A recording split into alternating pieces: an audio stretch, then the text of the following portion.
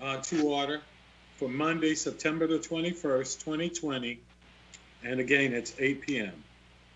At this time, I would like everyone to join in the Pledge of Allegiance. I pledge allegiance to the flag of the United States of America and to the republic for which it stands, one nation, under God, indivisible, with liberty and justice for all. For the record, City Clerk, would you confirm again that we do have a quorum? Yes, we do, Mayor. We have Mayor Pro Tem Adrian Blanco, Council Members Ndebo Madu, Harrison, Wolfley, Esteve, and Mayor Adams. The only one we are missing is Council Member Gardner. Okay, thank you. Well, I'd like to welcome everyone to the meeting this evening, to my fellow council members, as well as to the citizens who are joining us this evening. At this time, I will entertain any agenda additions, deletions, and amendments. I would like to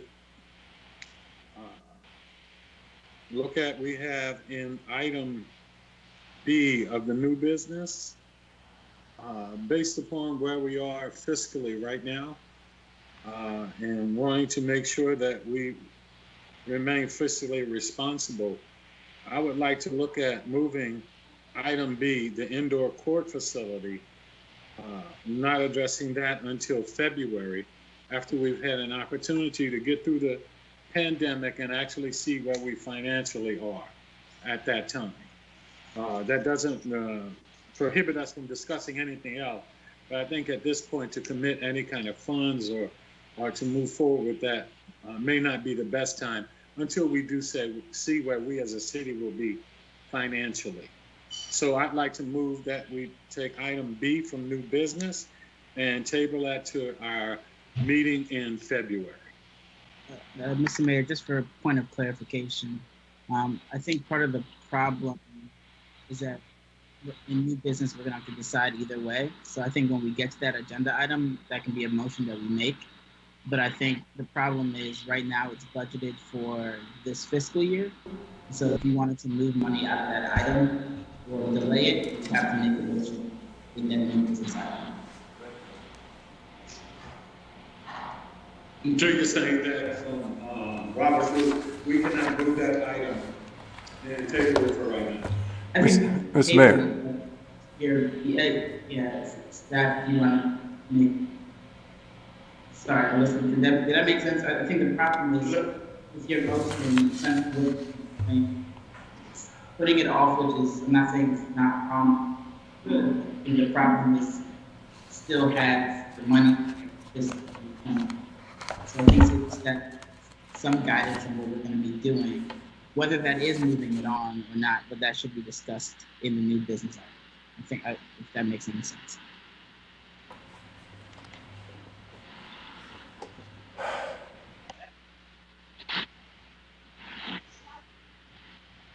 Did city staff want to provide some clarification? Oh, yes, Mayor Pro Tem, thank you. Mr. Mayor, the indoor court facility is a part of the CIP that was approved by the council in May.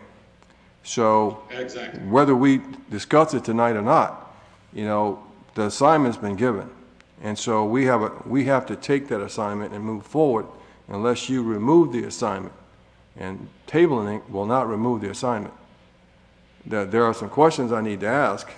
If I never get to ask the questions, then I'll have to proceed with the assignment that I have from May, which is to start the design and engineering phase of that particular project.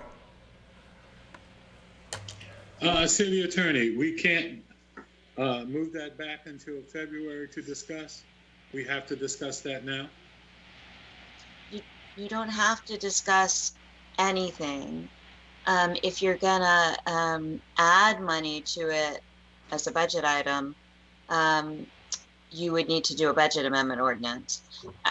If you if you don't take any action on it and you direct staff not to take any action on it, then the money will just sit unspent in the current agenda. And you'll either appropriate it for the following year or not.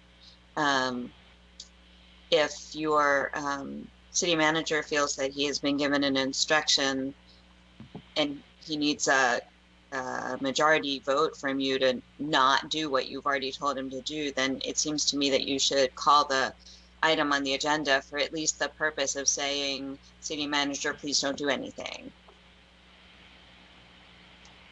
Okay, so do we need to wait till we get to new business to do that, or can we do that at this time? You have control of the agenda, Mayor. Technically, you would wait until it's placed on the agenda, but I don't think it oversteps any line that would call for major objection if you did it at this point in the agenda. The agenda is yours. Okay, well, I guess I'm asking at this time that we look at directing the city manager to hold off on doing anything with that. Again, we're in the middle of the pandemic. I don't want us to start spending any additional resources. Though the money is in the CIP, I'd wait and rather see where we end up financially as we try to come out of the pandemic. So I'd like to move that we postpone and ask the city manager not to take any action at this time until we review where we are budget-wise and where we are fiscally as a city as we come through the pandemic and potentially the recession. So I'm sorry. At this time. I'm sorry, Mr. Mayor. Are you making a motion to change the agenda? Or are you making a motion on an agenda item that is to come later in the evening's discussions? Well, from my understanding from our city attorney, we can address this at this time. You would need a motion to amend the agenda to move it, but what I'm saying is there would be nothing from stopping you from making that motion. In other words, the item could be considered out of order, but you still need a motion to do that. Okay, at this time, then I'd like to move that we consider this at this time. Point of order, Mr. Mayor. Yeah, As the chair of the council, I don't believe you have the privilege of making a motion. I am not aware of anywhere where the chair is not prohibited, where the chair is prohibited from making a motion. I believe that's in the Robert's Rules of Order, and I believe it's in our charter as well, sir. I have not seen that in a charter. yeah. Just to provide some extra clarification here, I think we're all saying the same exact thing here. The only difference is from a procedural standpoint, you can't take item on a new business item when we're talking about amending the agenda. So, Mr. Mayor, although I agree with you in theory as to what you're saying, that has to be discussed in the new business under B because of the process piece. So if we want to take action, if we want to give staff guidance, which is what the new business item B does, we would have to do that in the new business item B section. We couldn't do that in this because this is only for amendments, deletions. If we take it off the agenda, I think it goes mute to your point because it keeps the money in there for this fiscal year, which we voted on in May. So I'm not saying the exact same thing. I just think from the process standpoint, what we're trying to say is that from the clarification, if taking it off the agenda doesn't achieve what you're trying to do, and you can't make that motion, I don't think is valid because it's taking action on an item and we're not in that section. Well, I was going by the word of our city attorney, and that's kind of where I would rest most comfortably as we decide to do this. So having said that, and at this point, is there, because what could happen is just not having a second to move it, and then it would just die here.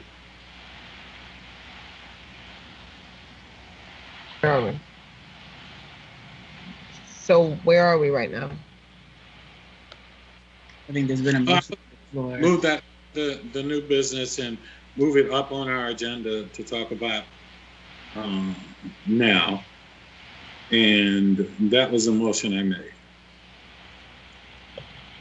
Okay, so basically the motion is to move the indoor courts facility from agenda item, what is it? Agenda item C under, not C, sorry, B under new business to discuss it right this second? Yeah, that was all that was.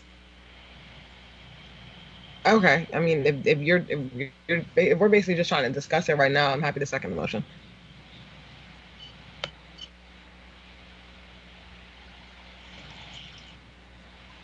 Second. Okay, it's moved and properly second. Any discussion? I still don't understand what we're doing. Sorry. I'm kind of confused now. So if you could just kind of please clarify for me, I'm sorry. You know, we were just trying to make sure that we took a couple of items that were in the new business and moved it up to the top section just to address them now as we move through the agenda. And there is some concern about how it should go. Different people have different opinions on how we go with this. But I think so we don't keep turning our wheels on this, and we can discuss this further. And even though the city attorney has said this is proper, that we're able to do it, why don't we just move on at this point? It's been moved and properly second, and take a quick vote so that we can move on one way or another. I'm sorry, I couldn't hear you, Ingrid. I mean, Councilwoman, I apologize. No, that's okay. No problem. Are we in discussion right now? I just have one more question. Yeah. It just seems like this motion is different than what you originally proposed. So I just wanted to make sure that what you want to do is really what you're asking. Yeah. You originally proposed to move it because of the pandemic and the recession and all of that, and now you're kind of saying that you want to move it up the agenda. It just seems to contradict what you originally proposed. Just want to make sure. Just so you'll understand, when I made the motion to move it, it was pointed out to me that first we have to make a motion to move it from that spot to bring it up now to discuss it now to move it from that portion of the agenda to the top of the agenda. Now, so we need to do that before I can make the motion about what we were trying to do. That's where we are now. Understand. Okay. Any other discussion? Yeah, I'll just say for the good of the order, I think that we could have been to this agenda at this point. But I think it's best to just discuss a new business and then give staff clear direction there because it belongs in new business. But that's just my opinion. Okay, and that's any other discussion? If not, we can just take the vote. Hearing no further discussion, those all in favor of moving it from the current to discussion now, simply respond by saying aye. Aye. Mr. Mayor, just one more question. So basically we're moving this to item A? Yes. No, Okay. we're moving this to discuss before we go into citizen participation. This has gotten way more complicated. Yeah. So again, we can just, Alyssa, what is the best way? So we can just take a quick vote and go there. I'm sorry, Go ahead. I got one step behind you because I was looking up the question of the mayor's power to make a motion. So could you just give me a quick recap of what the last question was? This is way we've gotten into the weeds here. The question was a motion to amend the agenda to move item B, that we can discuss it prior to citizen participation. That's All right, where we. hold on 1 second and let me get back to your agenda.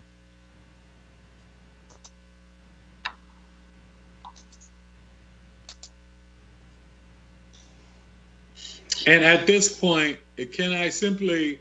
with Yes, this- you could have a motion. Wait, I'm coming back. Hold on.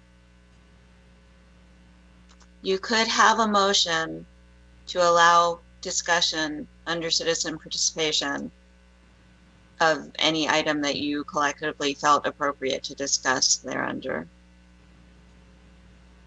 And so that's what the motion and the second was.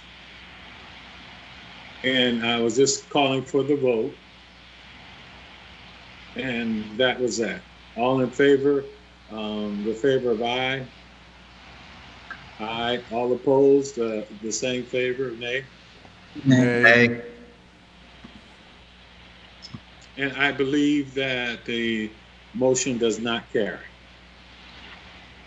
All right, moving on to any other agenda additions, deletions, or amendments? Hearing none, why don't we move on now to citizen participation? Madam City Clerk. Mayor, so for this evening, we have received 7 comments. So I will read them. First one is from Asia Denise Nicholson. Hello, my name is Asia Denise Nicholson, and I am a 23-year-old lifelong resident of Prince George's County, Maryland, specifically the Bowie, Mitchellville area. I believe that it is essential that we build this gym for our youth in Prince George's County because of the life that springs forth from the community that thrives within sports in this area. See In the Water documentary for proof. I was saddened when Run and Shoot left the area, for it was an environment of healthy sportsmanship between our Black youth and Black community leaders. I also think we need to merge the indoor gym and the golf course. This would be a great way to establish socioeconomic equality and introduce Black people from different districts and backgrounds how to appreciate the culture of one another. I have been lucky to unlearn so much prejudice about my own culture when I, a 14-year-old Mitchellville teen, got a job at a Fairmont Heights homeless shelter and began to appreciate the authenticity and overall pursuit of purpose of those who didn't come from the same financial cushion as I did, yet still treated me like we had known each other for years. Unfortunately, many of my peers won't get to experience the same story lest we maintain a culture of division. I noticed that the golf fund is much higher than the gym fund. If the county wanted to only appeal to the aesthetic of PG County Black wealth and upper class lifestyle, then the message is clear. That is a clear example of credit redlining and promoting elitism within our own Black community and apparent utopia of Black wealth that PG County prides itself on. There is a history of financial-based elitism due to redlining and underfunding many communities within the culture of PG County that could be resolved if we got rid of some of these credit-based zoning areas and began to merge communities. Thank you. Okay. Next one, citizen participation. Good evening, Mayor, Adams, council members, and city staff. I'm writing in support of ordinance 0720, introduced in the September 8th, 2020 council meeting, and I respectfully request that council adopts and enact the ordinance. This ordinance is not on the agenda for the council meeting on September 21st, 2020. What happened? In the same meeting, resolution R6820 was introduced and there was a discussion regarding redundancy between the ordinance and the resolution. There's one key distinction between the two. The ordinance takes immediate action and calls for immediate changes now to address Black Lives Matter concerns within the city of Bowie, whereas the resolution is a plan for a future time. For example, the ordinance calls for appointing a citizen review board, reviewing and changing policies to promote equal housing, education, employment opportunities, and improve the health and well-being of all persons in the city are all actions that can be taken now. I submit that ordinance and resolution complement one another, and they should be mutually exclusive. Enact the ordinance and the initial steps identified in the ordinance. Council should hold themselves accountable. Black Lives Matter, and we all know that there are changes that could be achieved without being overly analyzed. Simply make the changes. Being a Black female, I know and understand that the basic changes society could make to accept all people does not need a strategic approach. It is the same principles for accepting non-Black and brown people. However, the longer-term strategy of equity, diversity, and inclusion should be addressed as a holistic approach, but it requires a cultural transformation. With the current racial climate, Council must show that they understand the concerns of Black Lives Matter and that the citizens deserve to see immediate actions and results while we simultaneously transform our thoughts, beliefs, and behaviors. Council stated that they would have meeting with the residents to discuss the resolution. However, I have not been privileged to any such meeting. Council also stated that they would have a strategic planning session to discuss the resolution. What is the outcome of the planning session? Is it documented anywhere for the residents to review? If these steps were not completed, how can council proceed with voting on the resolution tonight? Again, I respectfully request that council take action now, adopt and enact ordinance 0720. As a side note, then can council explain why resolution R6820 is now R7320 and why ordinance 0720 is not on the agenda? Regards, Joanne Marshall Hobbs, District 3 resident. Okay. Next one. Good evening. This letter is in support of ordinance 0720 introduced on September 8th, 2020, Bowie City Council meeting, and I am respectfully requesting that the Bowie City Council adopts and enact the ordinance. This ordinance is not on this evening's agenda for September 21st, 2020. Carrie. Next one is from Christina Stanley. Good evening. I am writing in regards to the Bowie Ice Arena. First, I would like to once again state how disappointed I am that the new rink was canceled, stating city funds were unavailable due to COVID-19. If the city of Bowie did not have funds for the ice rink, which were previously put aside, why and how do they all of a sudden have funds for an indoor basketball court, which will also be used by non-city residents? I am a City of Bowie resident, and I do not support this at all. Build our ice arena as promised. If you still insist on taking that away, then our old rink needs to be fixed as promised. My son has found his passion at the ice rink as a hockey player. He has had such a positive experience at the ice rink, from the kind staff whom helped him learn how to skate, which was difficult for him with motor delays, to the volunteer coaches and all City of Bowie staff members that we have come in contact with at the arena have been nothing but helpful, kind, and dedicated to the children. Please provide the task force to start to improve the much needed repairs on our ice arena. Thank you. The next one is from Millie Hall. Good evening, Mayor, City Council members, and City staff. I'm submitting this letter in support of the proposed ordinance that Mayor Adams introduced on September 8, 2020, during the City Council meeting. The community has been patiently waiting on further discourse on ordinance 0720. As Mayor Adams at that same meeting stated that the council would take immediate action to address the importance of Black Lives Matter in the city of Bowie in the form of a citizens review board to further review policies currently in place. Can you please explain why this ordinance isn't on this agenda, and furthermore, why we haven't seen or heard any discussions in regards to it? On June 6, 2020, at the Bowie Community Vigil at Allen Pond Amphitheater, several speakers spoke on the issue of Black Lives Matter, including members of this very council. Did you forget about that emotional event like it never took place? I would be disheartened to think that the words spoken that day were meaningless. We cannot have leaders that are afraid to have a direct conversation and take action on the challenges so many of our Black and Brown residents face on a daily basis.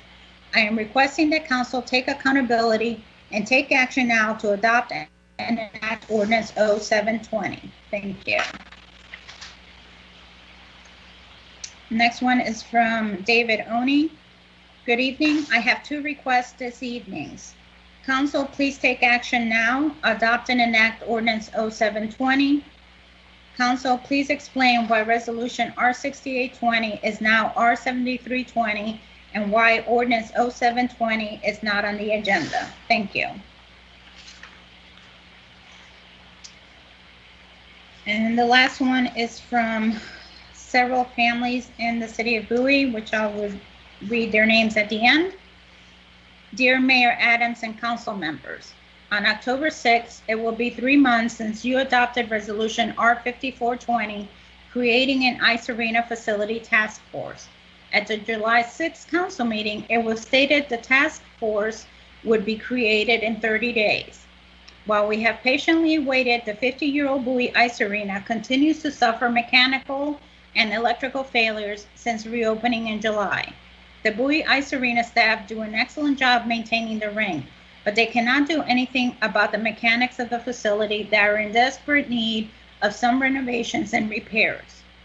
There is no money in the budget for renovations or repairs currently. The Bowie Ice Arena is open and follows all the CDC, state, county, and city guidelines for COVID-19. The facility reaches maximum allowed capacity for each event since they reopened in July. Since the governor's mask mandate, everyone wears a mask while on the ice now. We are following the rules and guidelines to keep the ring staff, skaters, and parents safe.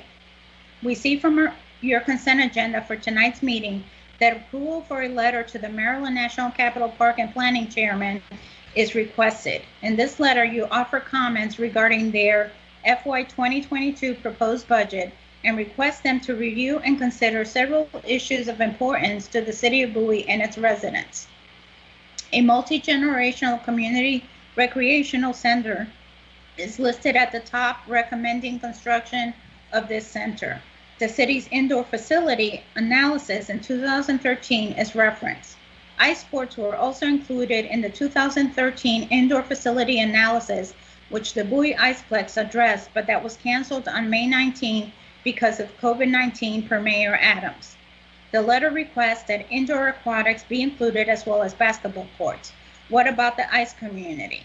Also on the consent agenda is the indoor court facility. City staff present options for the new indoor sport facility at Route 197 Golf Course site and Church Road.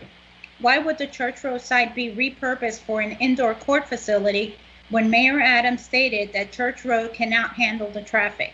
Why would you spend money on an additional court facility with COVID affecting the city revenues?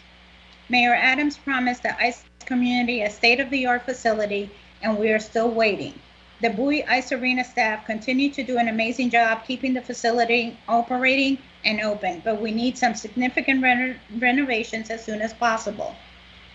Please provide an update on the Ice Arena Facility Task Force and repairs and renovations to the Bowie Ice Arena. Also, can you please provide an update on the total amount of money that has been paid to cancel the Bowie Iceplex project? Is it close to $11 million as we projected and stated on May 18, 2020? You must use the bond funds from the Bowie Iceplex to repair and renovate the Bowie Ice Arena, as the city gym isn't in a desperate state of repair. We think the best option is to restart the Bowie Iceplex project. You should not move forward with other recreational capital projects until you make a financial commitment to the Bowie Ice Arena. Thank you, Walter, for reading this letter. Stay safe and healthy. And these are the following families that submitted this letter: the Schaefer family, Schmidt family, Seaton family, Young family, Jarrett family, Gold family, Christensen family, DeRoche family, Fuller Faison family, Robertson family, Coriel family, Edie family, Frawley family, Gunn family, Geary family, Nolte family, DeHaw family, Helm Purse family, Henry family, Klein family, Meadows family, the Murphy family, the Salvato family, Akimovic family, Namasaka family, the Soy family, the Poznansky family, the Pridmore family, Quater family, the Rice family, Roberts family, Schurer family, Sishelman family, Sullivan, Smith family, Gonzalez family, Gedrich family, Calabrese family,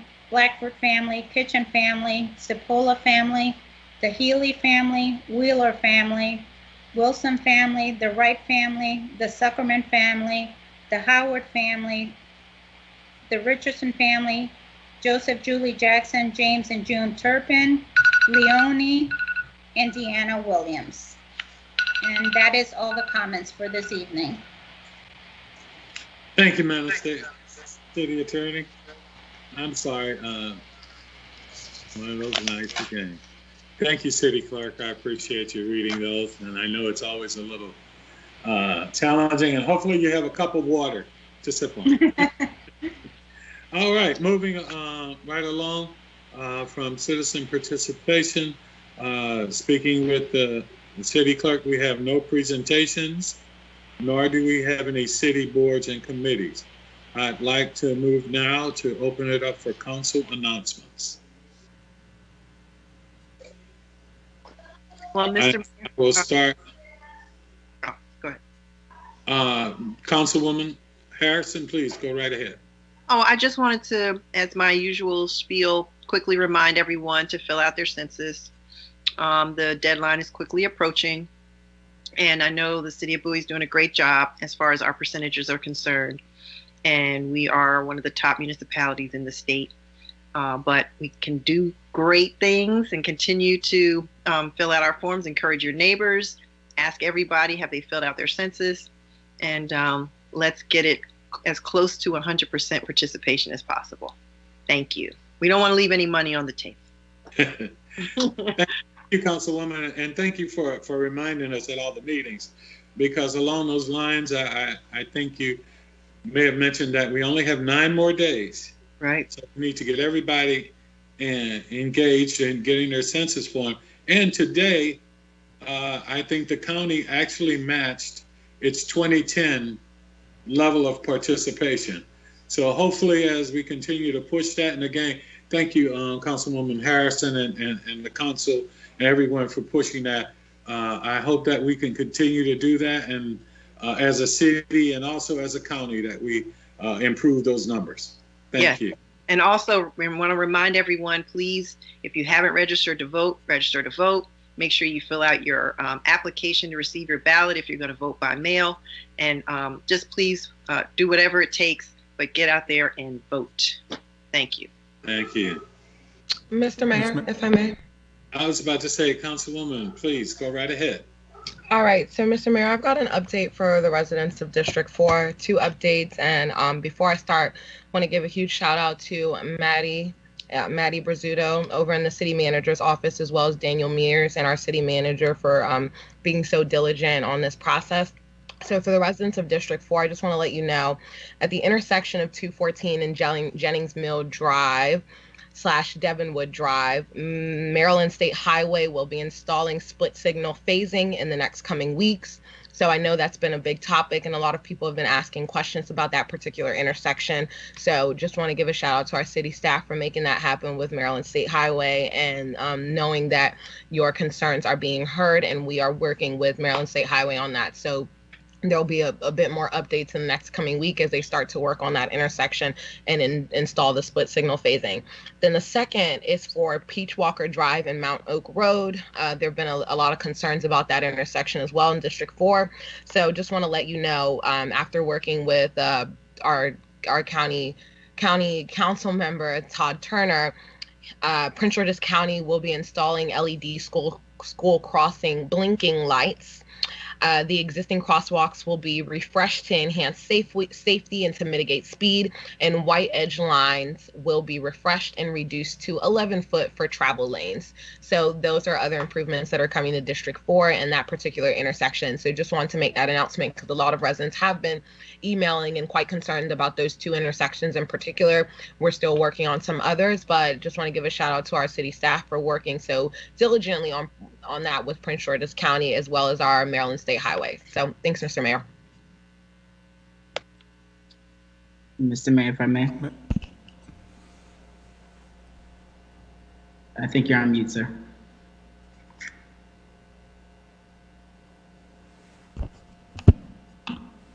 Mr. Mayor, you're on mute. Yeah, you're on mute.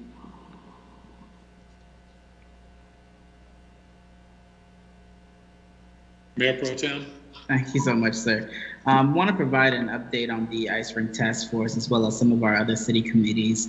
I know I owe Carl Stamer an email back and a couple other residents.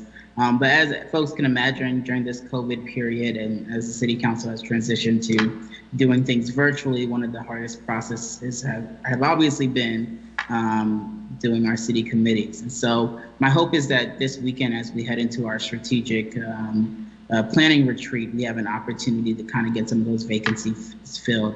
So the letter that was just read tonight, I'm glad that came in because you're correct, right? We've been a couple months off the board when it comes to this ice rink facility, and we do need to get it repaired, and we need to get this committee up and running and start coming up with some recommendations. So not just for the ice rink, but I know education and diversity and some other committees have some vacancies as well. And so I encourage all my colleagues to let's try to fill those vacancies as soon as possible. Thank you, Mayor Pro Tem. Councilman Esteve, any comments? No. Thank you all my colleagues for being here tonight. We have a lot of things coming up. I am, as recent news, working with my colleagues and staff to organize a town hall for Old Bowie residents. The date is confirmed for September the 29th. So that is not tomorrow, but the following Tuesday at 7 p.m. I'm inviting all of my colleagues. You're welcome to join. And we're going to be discussing a long agenda of Old Bowie related items that evening. And I invite Old Bowie residents in particular and anyone else who'd like to join in to participate in that meeting. And I'll be sending out the link tomorrow. And thank you. Thank you, Councilman. Councilman DeFore, any comments? Yes, good evening, Mr. Mayor. Thank you. Just a quick comment, and we'll have to ask staff to see what we can do, how we move this agenda item forward later. But I just want to point out to everybody that a long time ago, it seems now, back in January, we had a resolution proclaiming this as Earth Year. And as a result of all the COVID activities and all the attentions on that, as well as the limitations that it put in terms of outreach to folks, we haven't gotten very far on that, and I think that's something that we need to address, and I think we'll probably need to ask our EAC folks if they can't extend their window for working on this for another 6 months or so, or at least to some point after we get back into the mode of normalcy. This is something we shouldn't lose sight of and shouldn't be allowed to take over. But thanks to all the good work for the EAC people who are working on this already, and we'll work to keep this thing going a bit longer than originally planned. Thank you. Thank you, Councilman. And I'll just make a couple of brief comments, and that being, I think... Mr. Mayor, this is Councilmember Garden. I'd like to make a few comments. Oh, I'm sorry. I didn't know that you had come in. Oh, yes, I did come in a little... Right ahead. Yes, no, not at all. Not a problem, Mr. Mayor. I just wanted to say to all the residents out there in the city of Bowie, thank you very much for wearing your mask. I see that there are a number of residents who haven't been wearing them, so I ask that you mask up and protect the lives of other residents. Also, it's really important now that we have we shop locally. I'm very hopeful that many of our Bowie residents will pay attention to many of the small businesses that are here in Bowie that are in desperate need of your cash and your business. So definitely, please shop locally. Look to our barber shops, our beauticians, our nail salons, and some of the smaller restaurants. They're all suffering. So, and also, if you can, be generous in your tipping, okay? Please be generous in your tipping. But thank you all for being safe out there. Continue to take care of yourselves, and God bless. Thank you, Councilman. I think the point that I'd like to make right now, and we'll probably make it again, is continue to do all those things that we do to try and keep ourselves and our fellow citizens safe. We often talk about it, but we need to, and that is the concern about COVID fatigue. Please continue to wear your mask, wash your hands, do your social distancing, and all those things that you've been doing. We can't give up at this point. As a city, we're doing a phenomenal job of trying to keep each other safe and supporting each other.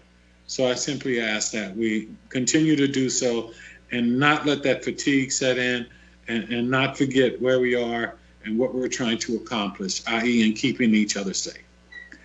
Having said that, we will now move on to the city manager's report. City manager? Mr. Mayor, good evening. I have no report. Thank you, sir. Okay, and good evening to you as well. All right, let us now move to the consent agenda. We have 3 items on the consent agenda. The approval of resolution R7020, and that is the accepting a proposal for emergency rental assistance program administrator.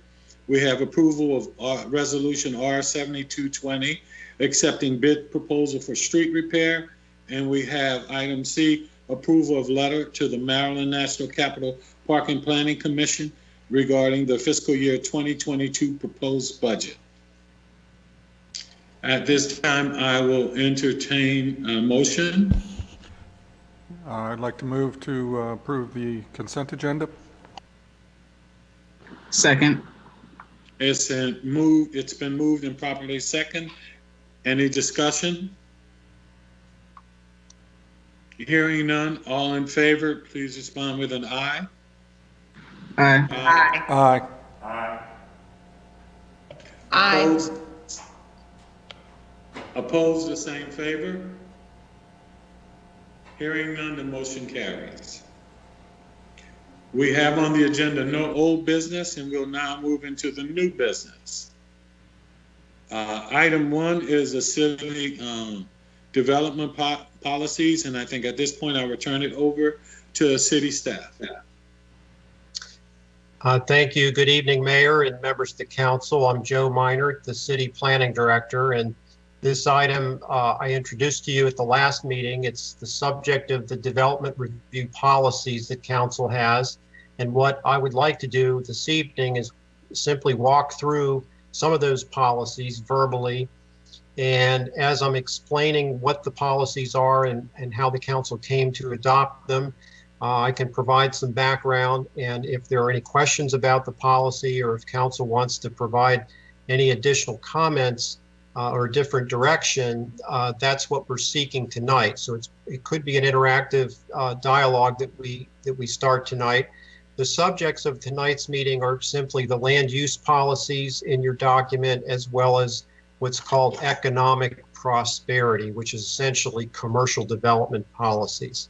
And so what I'd like to do, Mayor, is walk through the land use policies, then we can take some questions or comments, and then following that, I'll do the economic prosperity policies. So I'd like to put those up on the screen, if I may.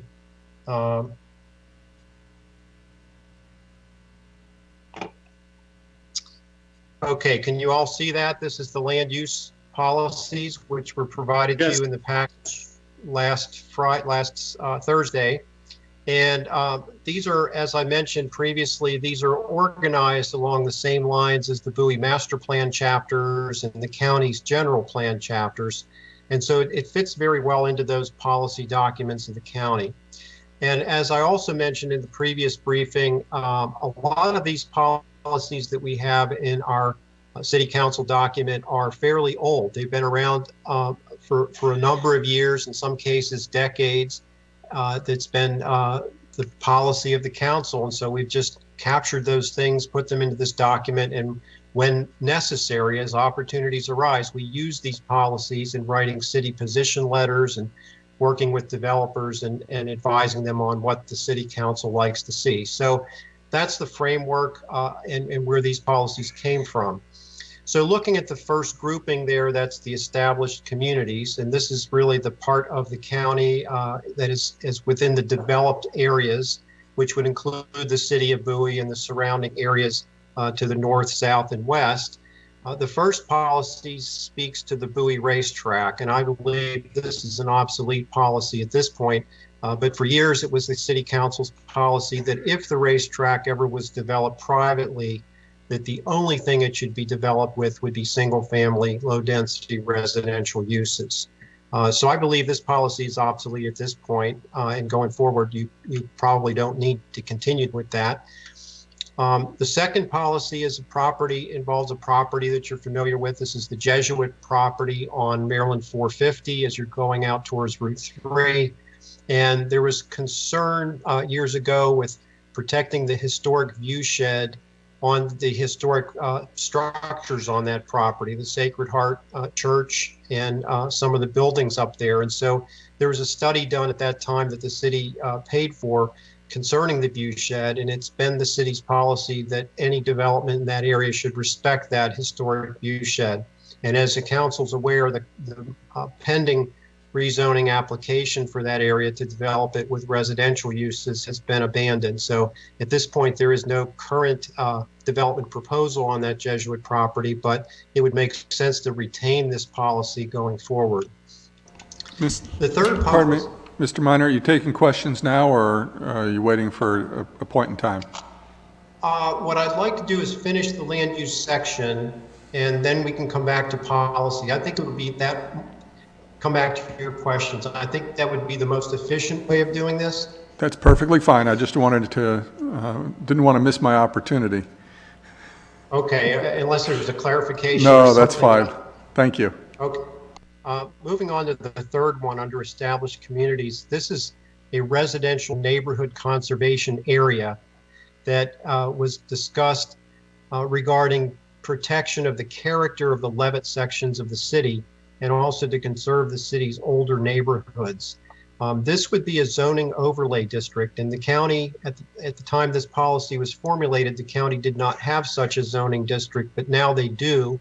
And it would take a substantial amount of work on the city's part to set up a regulatory regime for that area. It would be something that would be done by request of the county. The county would study the neighborhoods and determine what the overriding characteristics are, and then work through a legal process to set up an ordinance that would govern future development in those areas. And the intent would be to protect the existing character of the community and not allow a lot of infill development, or you might have tear downs where some of the homes become so old that investors will come in and try to redevelop the property.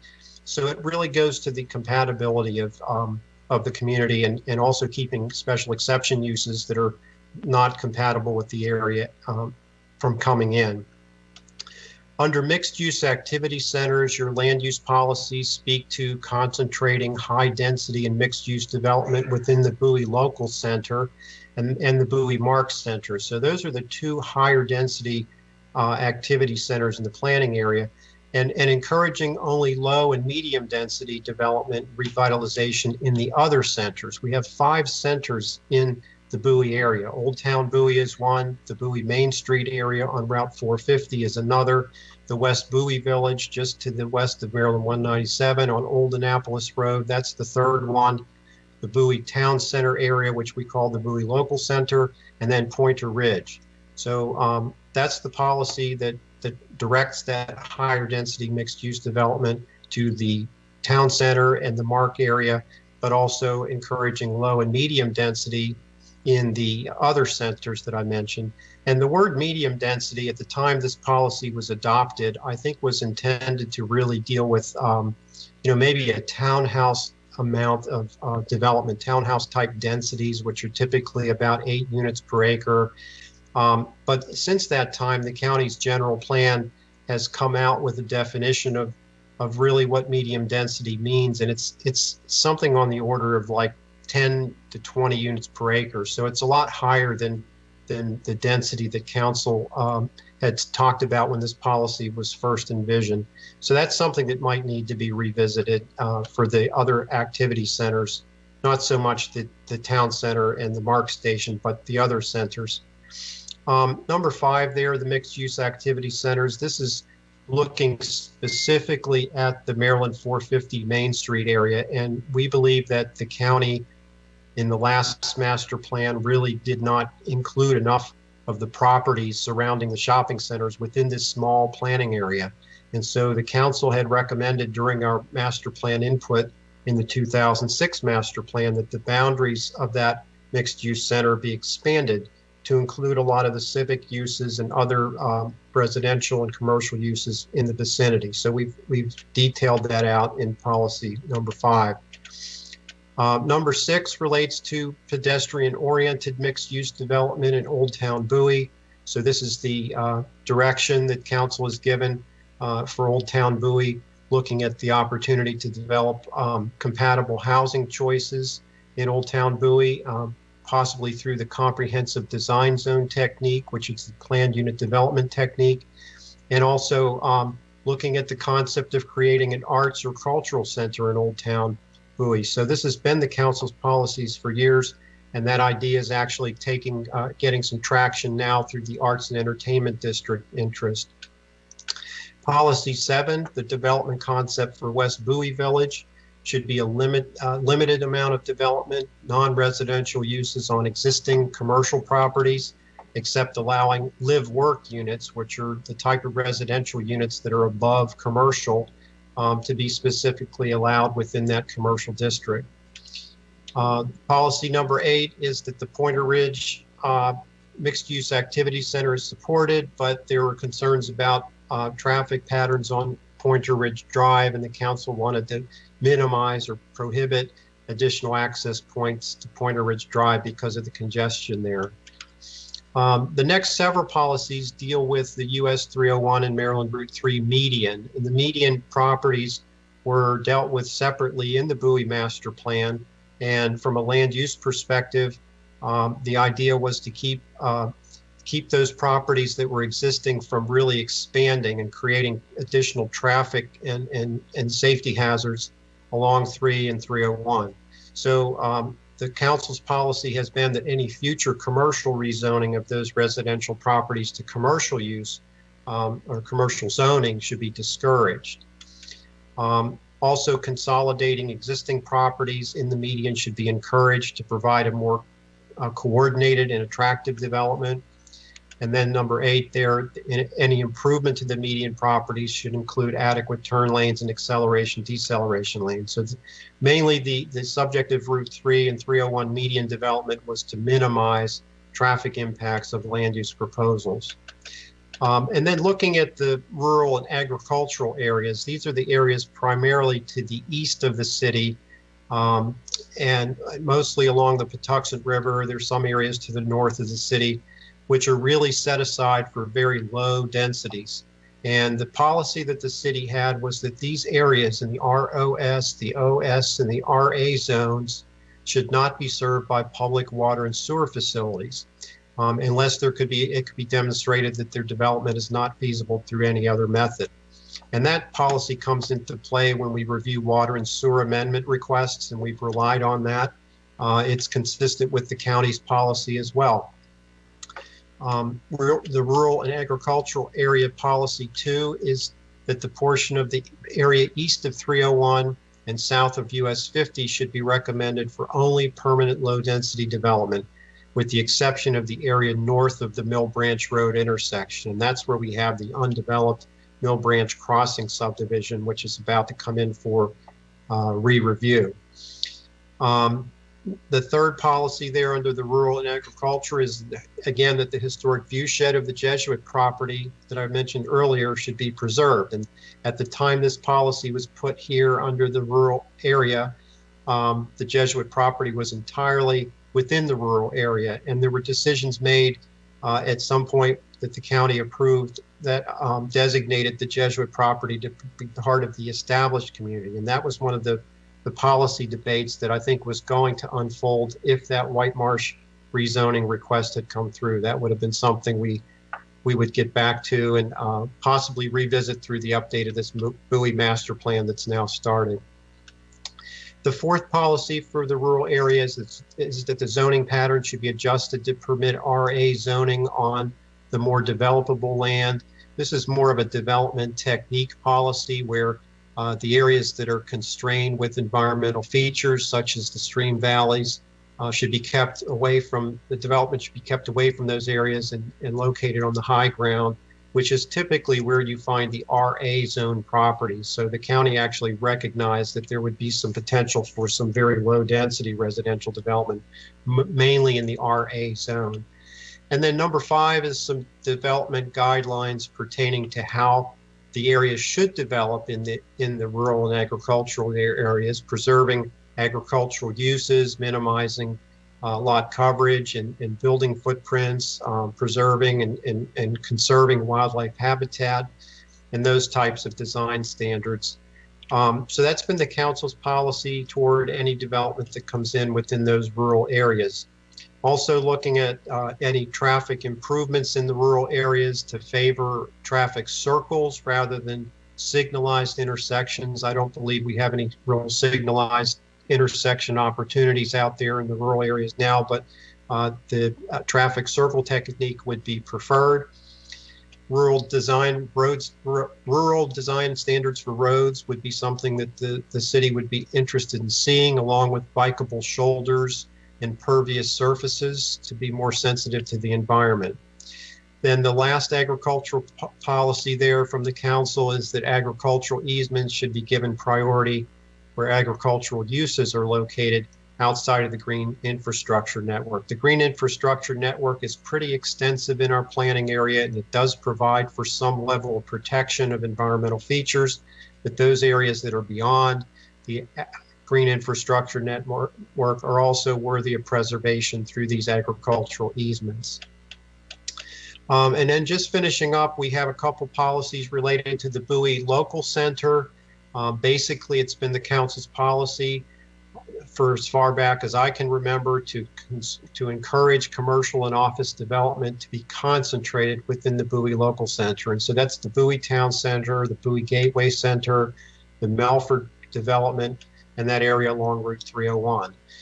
Similarly to the Bowie Main Street area that I mentioned earlier, the council has recommended in the last master plan that the boundaries of the local center be expanded to include the wealth of mixed type civic uses, for example, the fire station, the elementary school at Northview.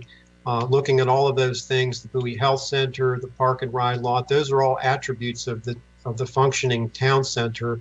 And that's our recommendation that you continue with that in the next master plan. And then the third policy there is that the more intense development should not occur until the necessary transportation facilities are in place to support it.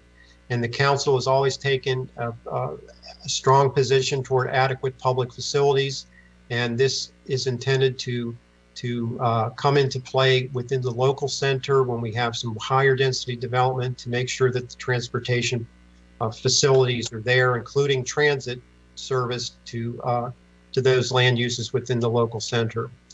Then that last section deals with employment areas. So we're really only talking about one area of the city that's in the vicinity of Route 50 and 301. It's designated in the county general plan as an employment center within the county, and that includes the Bowie Town Center, the Melford Project, and the Bowie Gateway Center. And so These are all policies that recognize the employment nature and the need to preserve and promote employment in that area.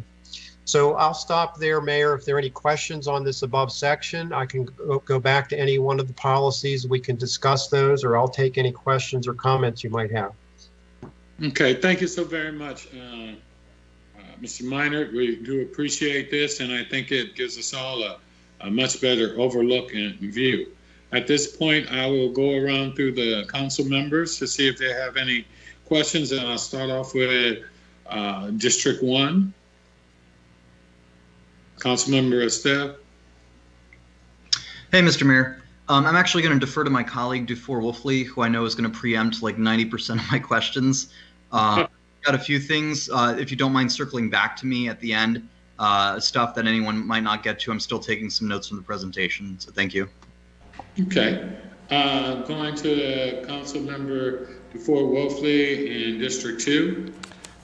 Thank you, Mr. Mayor. Thank you, Mr. Minor.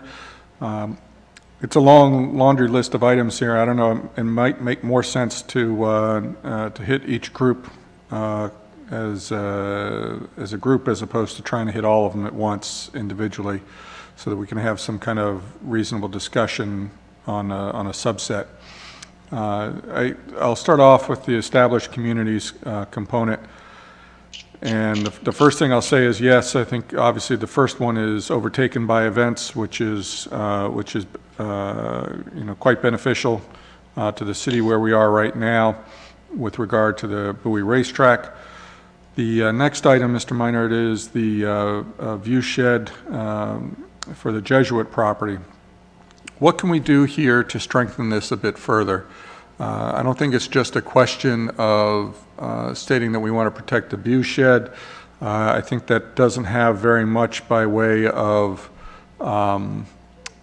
zoning. I'm not sure that language fits into the zoning vernacular, if you will, because clearly what we've been having discussions over the last several years with this property is one where through sleight of hand and dark of night, there was a shift made towards that property, turning it away from a rural agricultural to a suggestion that it could be used for higher density. And I think the city needs to be in a position where we have a policy in place that we want this to be what it once was, still is, and always should be, which is a rural agricultural designation. Can you speak to what opportunities we may have for that?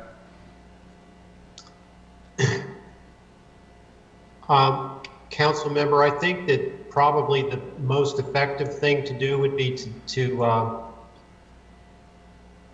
downzone the property and to put it back into the rural tier. That's the most effective way of controlling the density and the amount of development that can occur there. The viewshed study was done at a time when the vegetation really wasn't as mature as it is now, so that there was more of a threat from anything that could come in, say 30 years ago, or maybe even longer, that would actually have an impact on your view of the Sacred Heart Chapel. But as everyone knows right now, you really can't see the chapel from Maryland 450 or anywhere around there. So really you're talking about preserving the character, preserving the amount of woodland that exists.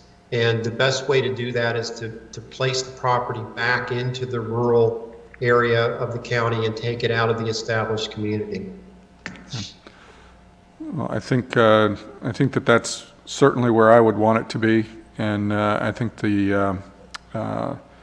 I suspect the council, I don't want to speak for everybody else, but I suspect that that's where the majority of my colleagues would want to be as well.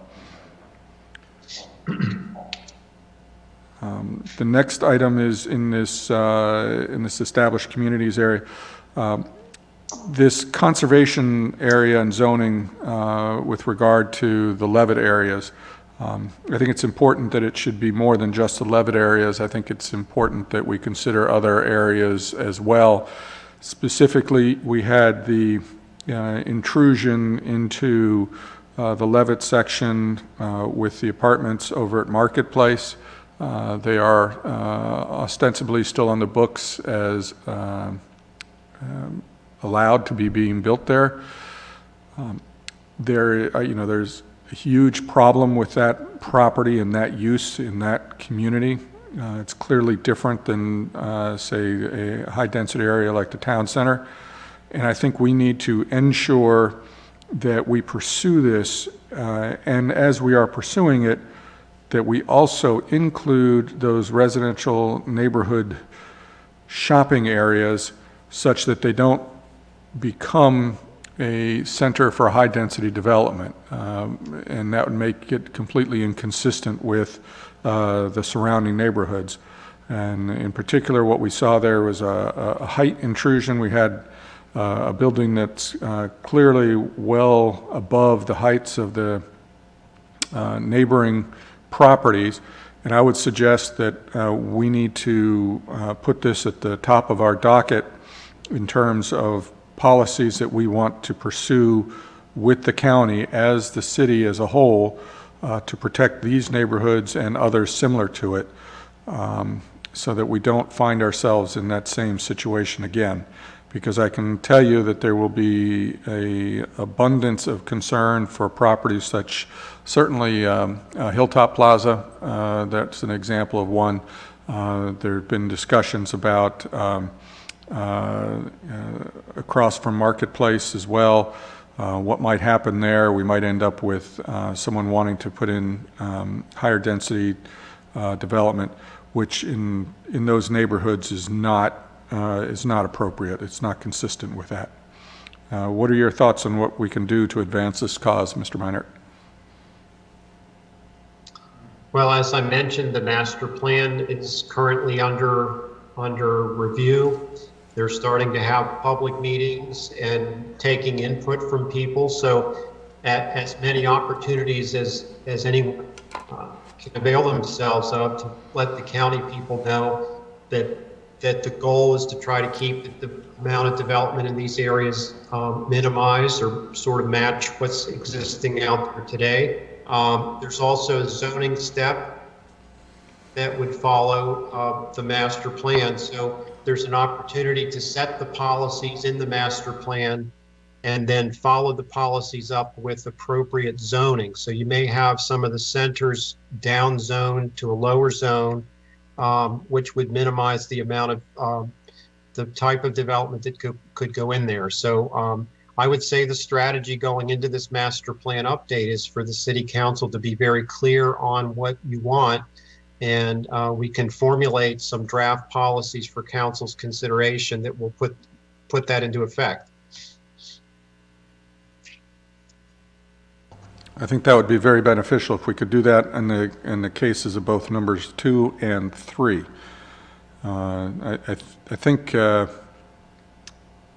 would be great, because we do need to advance that issue, and it's a huge concern to our constituents. Mr. Mayor, should we go around and let everybody else speak to these first 3?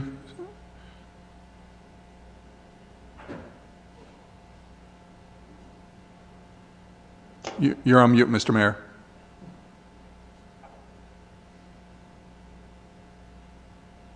Councilwoman, District 3, have any comments or questions?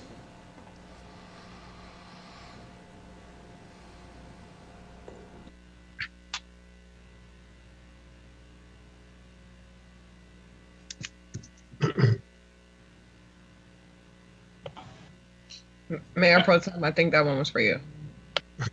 Oh, was it? Okay. Sorry, I thought you got us confused again. I'm sorry. No, you're fine, Mr. Mayor. I didn't have anything to what my colleague in District 2 said. As I've always said, following after him is always a pleasure, because I agree with most of the things he said. I do want to just touch on a couple things, and it's not really necessarily within the first 3, but really quick. In the economic prosperity section, we touch on revitalization, and obviously this is a policy, not necessarily enactment, but I do think, just as a broad standpoint to my colleagues, we really need to be strategic as we move forward in looking at opportunities to revitalize some of our commercial office spaces. Joe, if you could let me know. I know we've discussed this offline, but how many more sessions of looking at our development policy will we have? Because I know this isn't even close to, reflecting what our full on the books policies are. Right. We have a session at your next meeting that would cover transportation and environmental policies. And then 2 weeks later, we would come back and do the final sections, which involved the public facilities and culture and urban design and those types of things, and wrap up the policies. Sounds good. Thank you so much. Wanted to get those on my radar. And as the other thing I wanted to mention was under employment areas. Number one, the city should facilitate development of employment land uses at Melfort, Bowie Gateway Center, and Bowie Town Center. I think we're missing a couple key office parks in here. Obviously, the Bowie Office Park that sits in District 2 off of 197 is one. 3000 Mitchellville Road, right across from the empty park by Allen Pond. I think there's a couple other already existing office parks that we have, but some that we should actually add into this policy, so that as folks are coming into the city, especially on the employment basis, they can know where to really look and see for opportunities. Because I think these three just target only some of the things that we have available in the city. And those are all my comments. Thank you. Thank you. Thank you, Mayor Pro Tem. We'll now move to Councilwoman from District 4, Andy Bamadu. Thanks, Mayor Adams. It's always great to go after everyone because they pretty much asked everything and made all the statements that I would make. So I'm going to pass it on to my other colleagues. Okay. With that, thank you. We'll move on to our Council Member at Large, Ingrid Harrison. Thank you, Mr. Mayor. And I agree with the points, especially because I had similar questions regarding some of the business centers that Mayor Pro Tem Boafo brought up, as well as strengthening for sure the policy under established communities regarding the Jesuit property. So we certainly need to make sure that's strengthened. And I also had a question or comment pretty similar to what Councilmember Dufour said regarding number 3, and certainly strengthening that as well.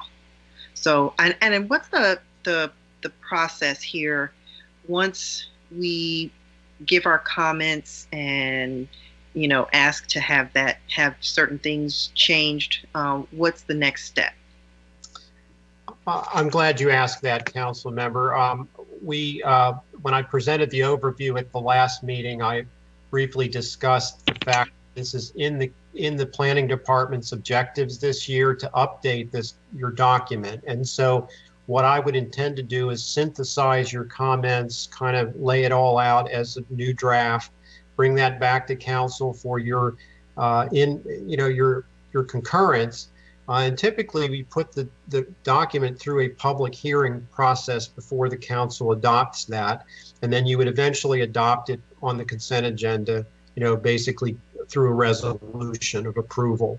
So that would be our goal this year. We have it's an annual objective to get it done by the end of the fiscal year, but we're trying to get a good start on it now because the master plan process has already started. So I'd like to finish this up sooner in the fiscal year than later.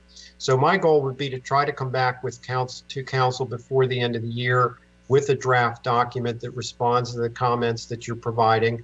And then we can put that out for public hearing probably early 2021, and then wrap it up shortly thereafter. So in regard to the comments that we may receive from the community chats, how do we respond to those, or are you incorporating some of those as well? Well, it's more of a parallel process, but it's if someone has a strong feeling about a particular aspect of the policies, and if you attend those community chats, even council members who attend as individuals can certainly speak up and make their comments known and encourage your constituents to do the same thing. But as we come back to you with the revised development review policies of your own, we will have a public hearing that will be advertised. Your constituents can then interact with you and make sure that what we're advertising is what the council wants to move forward with, and then we'll get you to sanction that through your final approval of the resolution. And what's that time frame, Joe? Once we get the draft document, we review it, and then the public hearing, how long do we have to include the comments from there? I think what we've done in the past, council member, is we've put it out there on the website as a draft document. We've asked for public comment. We give it like a 30-day comment period. Then we'll roll all those comments into a document and then give all of that feedback to you as part of your public hearing process. You would hold the public hearing and then make a decision later as far as what you want to do. So it'd be like a two-step process at council. Right. And what's the, just so for the public's knowledge, how will they be made aware of the public hearing? Well, assuming we're going to move forward, what we would do is we'd prepare that document. We would put out notices like in the Bowie Spotlight. We try to work through the newspaper and get some article coverage. It'll obviously be on the website and in the news flashes that go out. So there will be an opportunity during that 30-day, as in conjunction with putting it out there for the 30-day comment period, we will do a wide public notice to let people know that we want to accept their comments. Okay, perfect. Thank you. Thank you, Councilwoman. I now move on to Council Member at Large, Henri Gardner. Thank you, Mr. Mayor. Many of the comments tonight I totally agree with. There is one particular area that I want to really stress my concern with and support, throw my support behind, is the conservation of the residential neighborhoods to protect the older and more established neighborhoods in the city of Bowie, such as the original Levitt sections. That is imperative that we do that. Also, I do want to say, too, that on a flip side, I am also supportive of where we could look at our shopping centers, such as the Bowie Town Center, and working there to create density, which will allow residents and to benefit from the shopping there at the Bowie Town Center, and allow those businesses at the Bowie Town Center to benefit from those residents. It could definitely be a win-win for the city as well as our business community. We want to show that we are friendly to our business community. But many of the items of which my colleagues have expressed tonight, I definitely echo and appreciate their input, because I totally agree with that. And lastly, Joe, thank you once again for, providing us all of your insight and helping us through this process. Thank you very much. Oh, but lastly, I do also want to say that it is imperative that we support and protect the Jesuit property, as well as, I don't see any reference to it, but I know it doesn't lie within the city of Bowie, but I do have concerns as well regarding Nash Woods, the project or the parcel of land on 301 and 450 at the end, Nash Woods. So I would like us to consider that area as well throughout this process. Thank you all. Thank you, Councilman. Joe, I have just one real, I think everybody has addressed most of the issues. And we've talked about everything from the Jesuit properties, trying to maintain the Levitt communities, and doing all these things. I just, for my own edification, I'm trying to understand, how do we go about, when we talk about 301 and 3, is that something, as we look at, like we talked about, slowing down the traffic, the turning lanes, those kind of things, is that something that we work through with the state transportation, or just how to effectuate our input on that? Well, I would answer that by saying that these are the city's land use policies. And so really what it does is it plugs into the master plan, so that as the master plan is being developed for the area, we would identify that as being a concern of the council, and we would encourage the county to write policies that will restrict development so that there is not a lot of traffic generating development occurring there. And so as the county implements its master plan through zoning, it would really eliminate the potential or really restrict the types of uses you could get there so that there aren't as many traffic conflicts.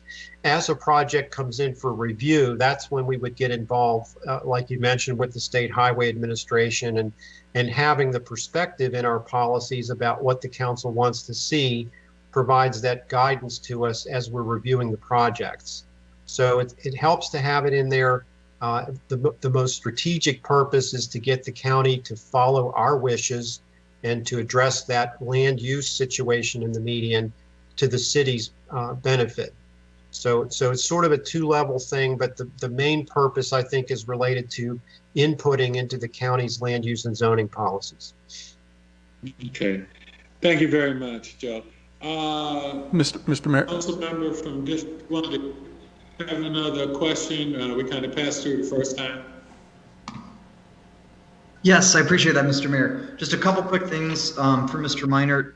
On the racetrack issue specifically, I've had the opportunity to talk with residents in Saddlebrooks East and West, and had a conversation this weekend with the HOA representing Patuxent Ryden. They're outside of Bowie, but are our neighbors there. The consistent theme with the racetrack, to the extent that we'd be open to considering changing our policies there, is green space. So residents there are very interested in parks. They're very interested in farm-to-table agricultural products, but across the board, including an awful lot of Bowie State alum, made it very clear that they want to see as few buildings as possible, and mostly just low-level parks and open green space. And so to the extent that we're open to considering changing a policy there, we might consider that one. On the 450 Main Street corridor project, I'm completely agreed with a Main Street where the commercial shopping center already exists. My only concern is that rather than a Main Street, we're currently moving the direction of a Strode, with a lot of seas of parking lots and then kind of disparate, disconnected shopping. What I would like to see is an actual Main Street, which is to say we would have to work with State Highway to slow down traffic on Route 450, find ways to slow traffic down, narrow the roads a little bit, create parking on the road itself, and allow for businesses as they redevelop to move up closer to the road so that it is an actual main street. If that's something that our policies can in any way guide or push for or recommend, that's the direction we should go. The only other thing is along that Main Street corridor, also just being clear, I think this council's policy objective is the preservation of all of the White Marsh properties, and that any agreement with any developer that we enter moving forward, where annexation into the city is requested, we should have it as a policy matter that we would ask for covenants to explicitly prevent development on that property outside of very narrow circumstances that the city council would be able to approve. So that's my comment there. A lot of the other ones were touched on. When it comes to the issue that was brought up of the Levitt neighborhood conservation, Mr. Meinert, just one question. So we had, for instance, a house on Rustic Drive burned down many years ago, and the ensuing battle between the bank, insurance company, and homeowner resulted in a years-long delay in the reconstruction of that house, much to the agitation, understandably, of the residents on that street.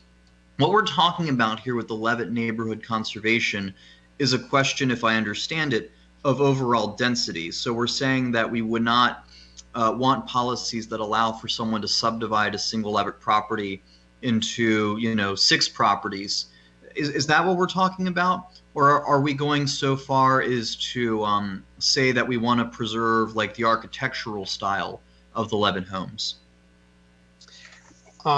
Councilmember Esteve, the way that the county has set this up, and I think they've only done it in 2 other communities in the county, it can vary. You can either be really specific as to the architecture, or you can be general in terms of the bulk type regulations, you know, setbacks and things like that. So in the case of the Levitt section house that was replaced, there would be no requirement if you had sort of the basic regulations in place. There'd be no requirement that they build another house that would look like the Levitt houses. And so I think you'd really have to find from the community whether there's support to go all the way in terms of regulating the appearance versus regulating just the bulk or the basic dimensional requirements, and preventing subdivision, preventing special exception uses from coming in that aren't there now. So I think it's really how the council wants to go forward and approach the county, because it is a formal process. It involves a zoning step. It involves a detailed study by the Park and Planning Commission of the characteristics of the community. And in some cases, it may be almost an onerous burden on the homeowner. You know, if you put all of these regulations in place, you have to be careful that it doesn't backfire and really, you know, tie people's hands. So it's something that I'm happy to look into and provide more information to you about. And it's one thing to say conserve the neighborhood. It's another to actually practically come up with a way of going about that. So it's something we can certainly pursue, but I think we're going to have to review the options with you as we go further. No, that's an extremely helpful answer. So what I was actually going to say, going back to the house that burnt down on Rustic Drive, eventually when they did rebuild that house just a couple of years ago, it's not a Levitt style home at all, but it's gorgeous. It's different, but it's still, you know, a single family home, probably 3-bedroom situation, and it's beautiful. And what I don't want us to do is explicitly what you said. I don't want us to get to the granular point where we're restricting what the houses can look like, other than perhaps their size. You know, we wouldn't want you to build a mansion that would be better suited for a 20-acre estate in Levitt. But, you know, within the confines of what we would allow as far as the size of the property, I would actually be thrilled with some variation in style. And so would many of the residents who I've spoken to. That the Levitt homes are very nice, but for the sake of making sure that our Levitt communities are actually able to meet real consumer demand, we're probably going to want to allow for some flexibility within reason. And so I'm glad that to hear you say that flexibility is currently there. The only other thing that I had related to the employment centers and the commercial properties. So one thing where it comes specifically to office space, and I'm not sure, reading through the policies, I just want to be clear I understand. When it comes to properties where we have a high amount of office space, are we encouraging or including or otherwise allowing for greater flexibility at our office-heavy locations to be able to do more things along the lines of a mix of residential and some low-level retail? Because I do keep hearing we have a high vacancy for our offices right now, and that one of the potential solutions is to make the office space areas more attractive by allowing for a little bit more flexibility. So putting, you know, some housing closer to where those offices are, so that you can encourage people to live and work in the same community, allowing for, you know, some other businesses to move in to create a little internal traffic and minimize trips in and out of these centers. Do our policies speak to that in any meaningful way? I think they do. In fact, there's an overlap between designating the areas for employment use and then designated some of those areas as higher density activity center areas. So under the local center policy, for example, the Bowie Town Center, it happens to be one of those areas where we want the most intense development, residential as well as mixed use with retail, but it's also an office and employment center. So your policies I think already do address that. Perfect. That's great. That's great. The only other thing, when it comes to the Old Town Center specifically, or excuse me, Old Bowie specifically, one of the challenges that we've had And one of the challenges that some of these policy ideas might run into specifically is the multi-jurisdictional nature of the roads in Bowie, i.e. we control very few of the important roads.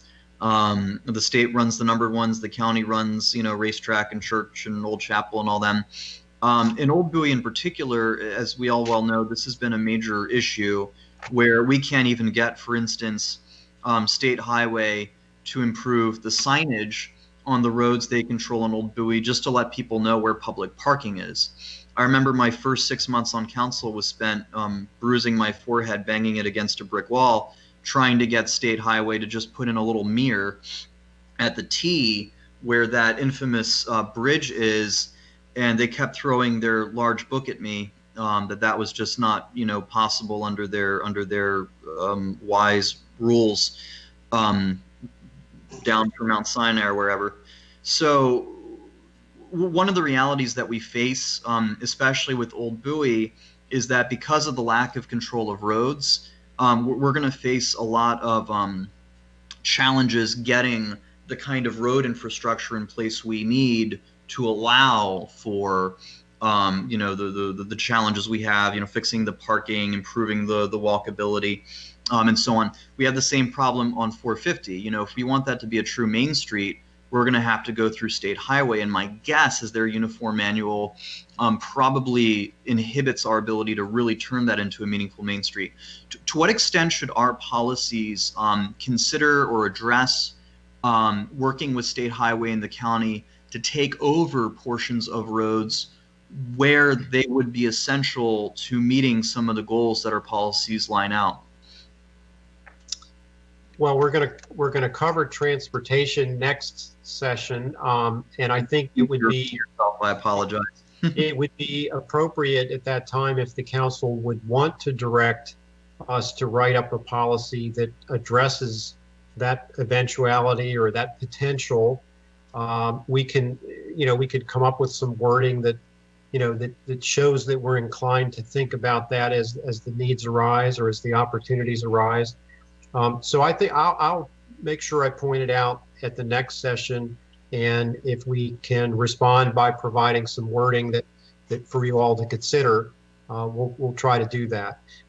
Councilman, I did want to mention, I think you were exactly on point with something that I had forgotten to say earlier about the Maryland or the Bowie Main Street area, the 450 area. And exactly what you said about creating more of a Main Street character with on-street parking and all that. What I wanted to say, and I forgot to say, is that there is already a design plan that the state has in place that was done probably 15 years ago, I think in the early 2000s, working with a group of residents of the city, and the state finished the design plan basically from the firehouse out to Route 3. And we were hoping that the state would come along and fund the road construction project shortly after the design was approved.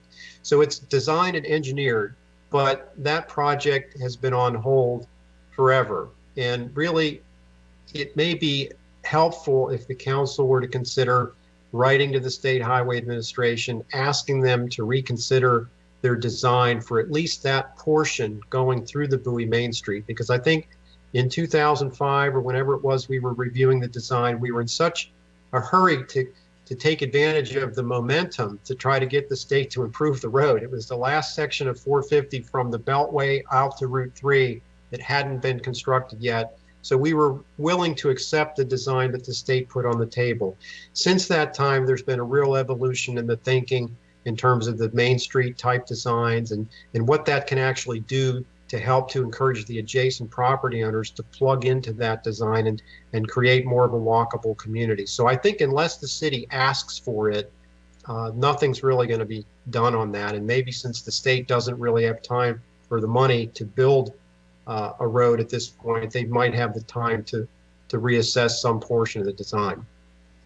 That's really great to hear. I'm thrilled, and I know Dustin Kazan will be as well, since his inability to walk safely from his neighborhood to the adjacent shopping centers is in part what got him involved in politics in the first place. So, but yeah, as you said, if we can get them to reconsider that, and if there's an openness to it, that'll be wonderful. I'll just be collecting Social Security by the time they actually get around to funding it, unfortunately.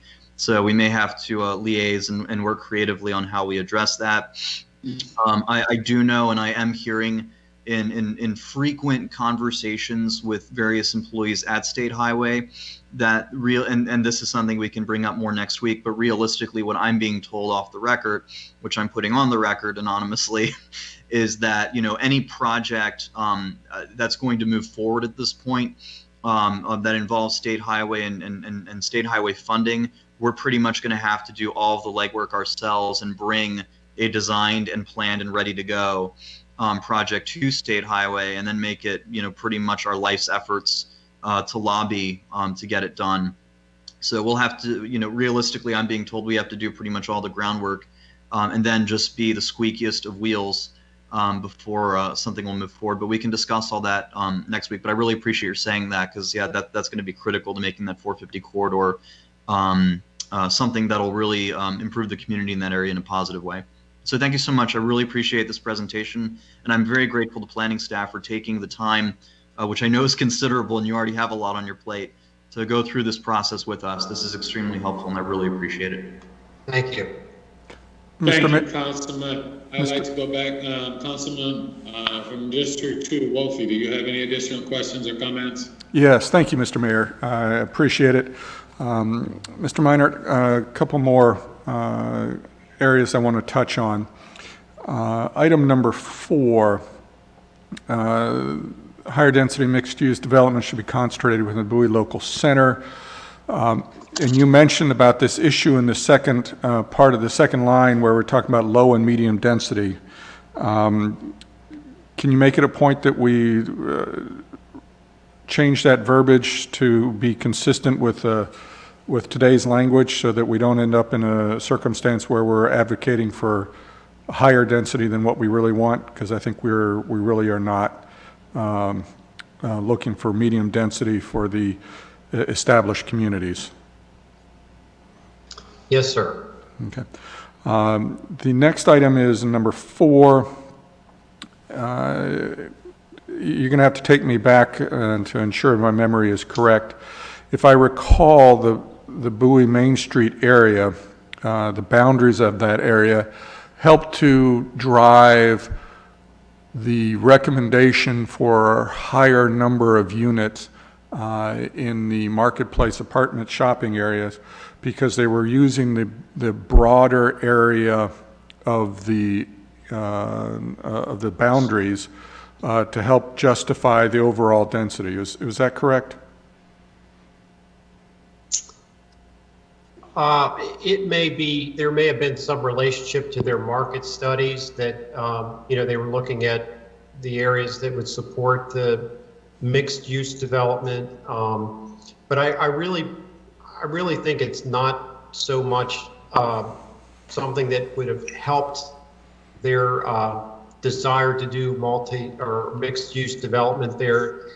Really what we were trying to get to when the master plan was done in 2006 was that if you were going to plan for the community, you essentially have a community that's much broader than just the shopping centers themselves. And the focus of park and planning in the 2006 master plan was just what could you do if you tore down the shopping centers and redevelop those sites.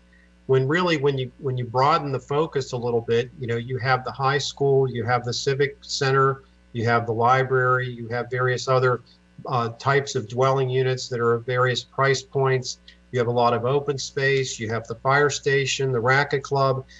There's quite a bit of diverse land use within a very walkable distance from those commercial properties. And I think what the council was trying to say in 2006 was, as we set this area up for future planning, for future growth, that there really needs to be looking at more than just the shopping centers themselves, but looking at the broader community.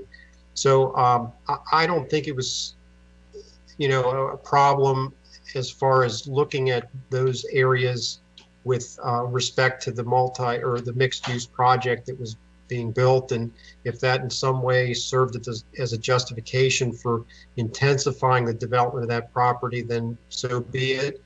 But our reasons for recommending in 2006 that they broaden the boundary was really to set it up for some good community planning, and to limit it only to those commercial properties, I think was really being short-sighted. The problem I have with that is that the existing uses on those properties aren't going to change. The townhouses are going to be townhouses. They're individually owned, so they're not going to be modified. The school is the school, the firehouse is the firehouse, and it'll be there for probably 50, 100 years. So all of those uses are pretty much set. So the only advantage to having these areas incorporated into this community, what are we calling it?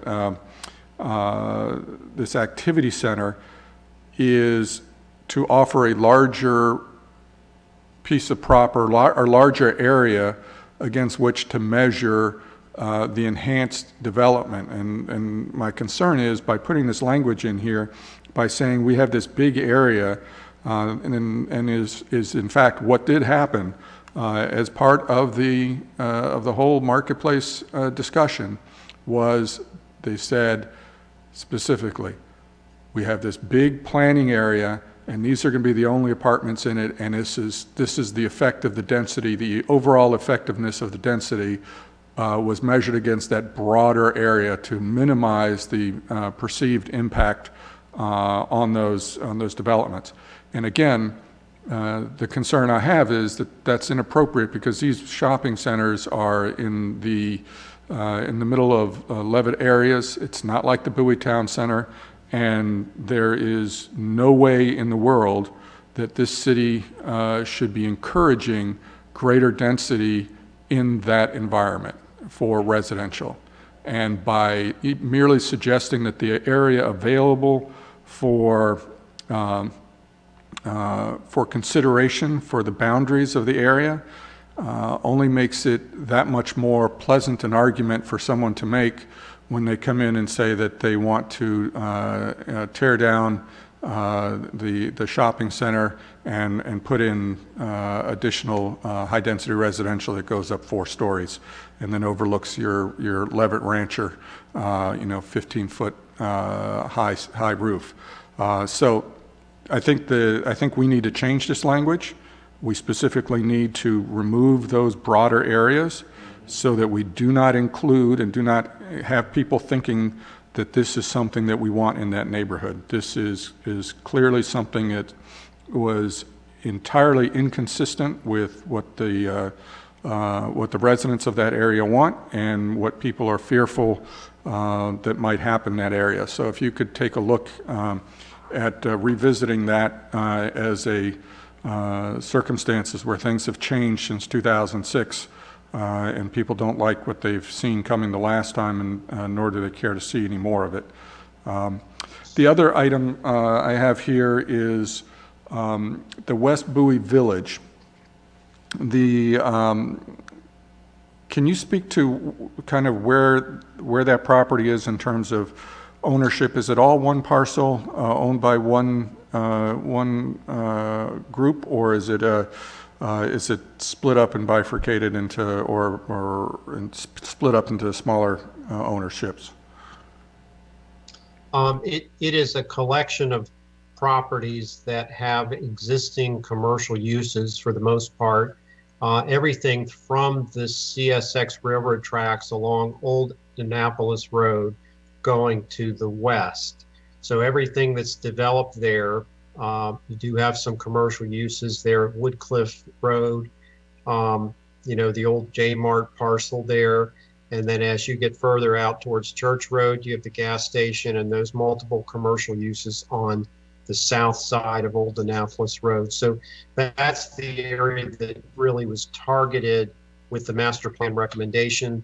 And it was really, the policy was that the city had was to encourage further development of those properties, but only allowing residential uses as these live-work units, which are like an apartment above a commercial retail area. I have a little concern with that because I'm afraid it's going to be inconsistent with the economic realities. Maybe it's not, and we ought to have some conversations about it. Because I'm looking at that retail in that environment, and I'm not seeing a lot of true retail use. There's a church over there. There's a lot of small, I call them lower level use for those properties, some vacancies, and I'm not sure that it's going to survive as retail. So I'm not sure what your thoughts are on other uses for that. Well, I mean, that's the council policy for that area. Now, the county's new zoning ordinance is going to permit residential multifamily units in the commercial zones. So going forward, you will have the potential for those properties to redevelop as mixed commercial and residential type uses. The city is also a large property owner. We own a lot of property across Church Road at that intersection opposite the gas station. The city owns a large wooded piece, so could potentially be a player in any future redevelopment or development scenarios in that area. But the reason why the master plan had that area identified as an activity center was primarily to revitalize the area, because when Route 450 was relocated to its new alignment, all those businesses really lost their visibility to all the pass-by traffic. And so the county wanted to try to encourage something through revitalization. And now with the new zoning ordinance permitting residential uses in the commercial zone, there may be some interest in making better use of those properties. So the difference is that the county is recommending one thing. The city council in the past has only recommended commercial development in very limited live-work units as part of a redevelopment scenario. So that property backs up to housing development on the backside. And again, it falls into that same category as I'm sure they don't care to have a 5-story residential structure overlooking that neighborhood. So I think we need to change this to reflect the same sort of concerns that we have in the Levitt areas, where we don't want an inappropriately dense or overbearing use of that property. Can you look into what we could do for some recommendations in that area? Yes, we can focus on some language for you to try to adopt. Thank you. The Pointer Ridge Mixed-Use Activity Center, can you refresh my memory as to where that is, what that encompasses, which parcels? It starts at Mitchellville Road. It's the property on the west side of 301. So if you know where the CVS is, it would be everything from the CVS down to Pointer Ridge Drive, including Pointer Ridge Shopping Center. So it includes the office building there, the Old Line Bank office building, the condo offices, the post office, the fire station, the gas stations at the corner. It also includes the undeveloped land at Mitchellville Road and 301. So the idea was it's sort of a horizontal mixed use layout there, where you have very little undeveloped property, but you have a mixture of commercial, office, recreational. You have the community center there, and then other institutional type uses like the post office, the fire station. So the idea was to focus on maybe redevelopment of Pointer Ridge Shopping Center and new development at the corner of Mitchellville Road and 301. In light of where we are with the recent annexation of Carrington/South Lake, do we have any insight do we have anything on policy-wise for that property?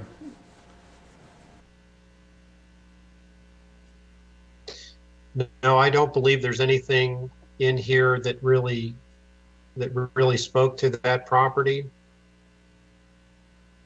Just a couple more quick things, although I suppose you could say it's too late for quick. Under the rural section there in that first bullet item there, the last, there's a caveat or a get out of jail free card where it says, unless it can be demonstrated that their development is not feasible through any other method with regard to the public water and sewer. I think we ought to take that off, because I think the fact of the matter is we don't want water and sewer. If it can't be done without water and sewer, then it shouldn't be in that zone. And I think that's a natural place to break it. All right. I think that's it for this evening. I do appreciate your time. Thank you. Thank you. Thank you, Councilman. Moving on to District 3, Mayor Pro Tem.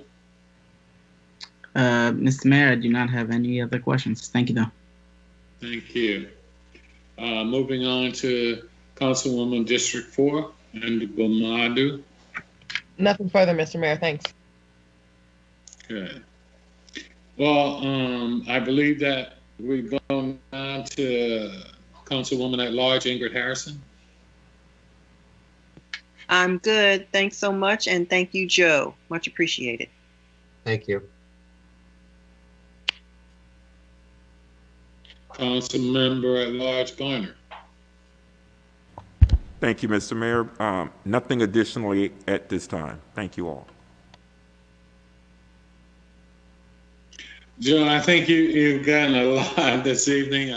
I do want to thank you again for coming in and discussing with us about the land use policies and where we're going forward. I know we'll probably need to kind of sketch out and look at what we as a council, how we want to move forward with this, but we do want to thank you for all your efforts, and I look forward to you presenting at the next council meeting about transportation.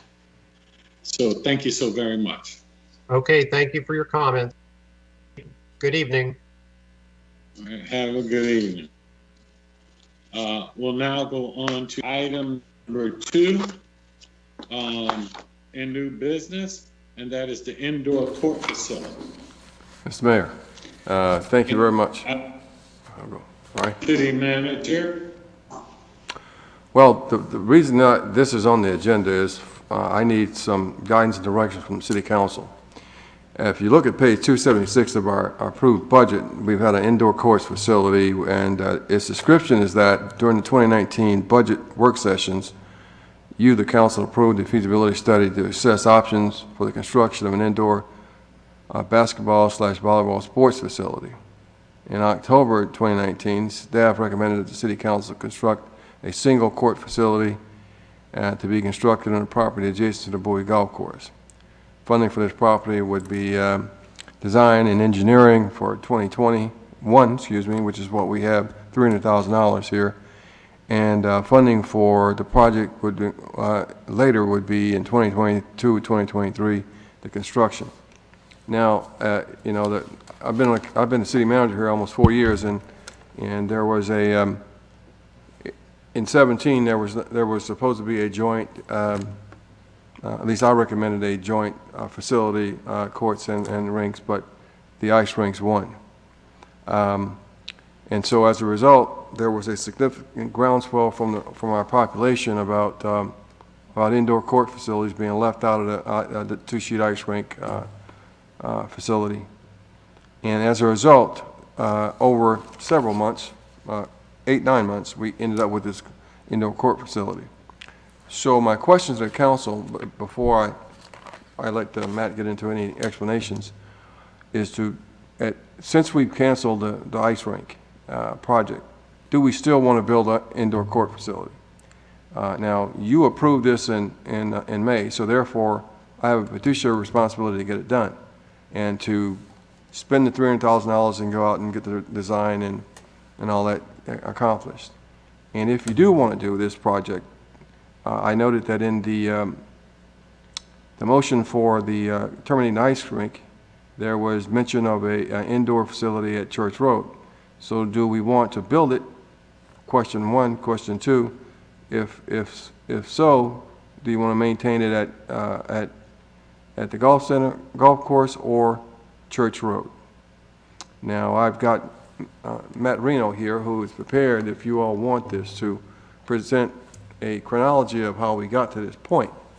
But I'll turn it back over to you, Mr. Mayor, and that's why I'm here, and what's your pleasure on this project, on this discussion? Thank you, City Manager.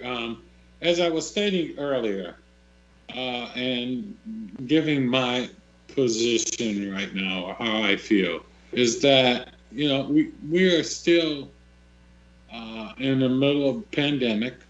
We still don't know what our financial situation as a city will be as we come out of this pandemic, not knowing if we'll still be in a recession or just where we'll be. And my thoughts are, at this time, we as a city need to be fiscally responsible and hold off on investing any money right now into looking at trying to do the courts or anything at this point. And wait until we get a better feel of where we are fiscally.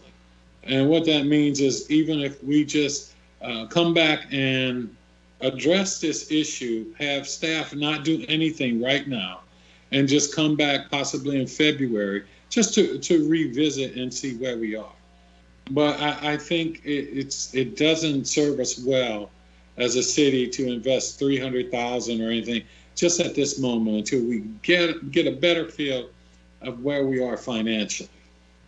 So having said that, I will turn it over and start off with Mr. Mayor? I believe, excuse me? Oh, I'm sorry. This is Councilmember Gardner. I was going to say, I like to be the first to support that item, to support you on that. I like to be the first to support that. Thank you, Councilman Gardner. Councilwoman Harrison, your comments? I don't have anything to add, Mr. Mayor. Thank you, Councilwoman. Going to District 1, Councilman Estef.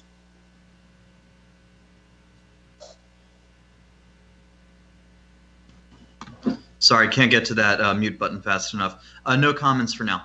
Thank you, Mr. Mayor. Okay, Councilman Wolfley, District 2. Yes, thank you. So a couple of general comments. I don't know that at the moment we need to decide whether or not we're going to be building that facility or not. I think that's fine. That's something that's going to evolve over time. But I would say that there are some things that we can look at from a practicality standpoint. We have a piece of property that's recently partially improved that is in a state of readiness for some use over on Church Road. I think there's I think this would be a good time to start thinking about where an appropriate location would be for a court facility. And I'd like to hear from staff a little bit about kind of what the plan is so far, where we are in the overall process, and what the kind of the next steps are.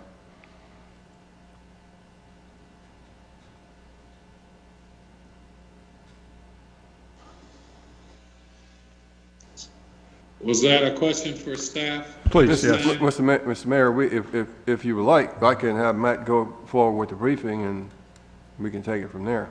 That'd be wonderful. Is that what you want, Mr. Chairman? Thank you. Thank you, City Manager. Yes, you go ahead. Proceed.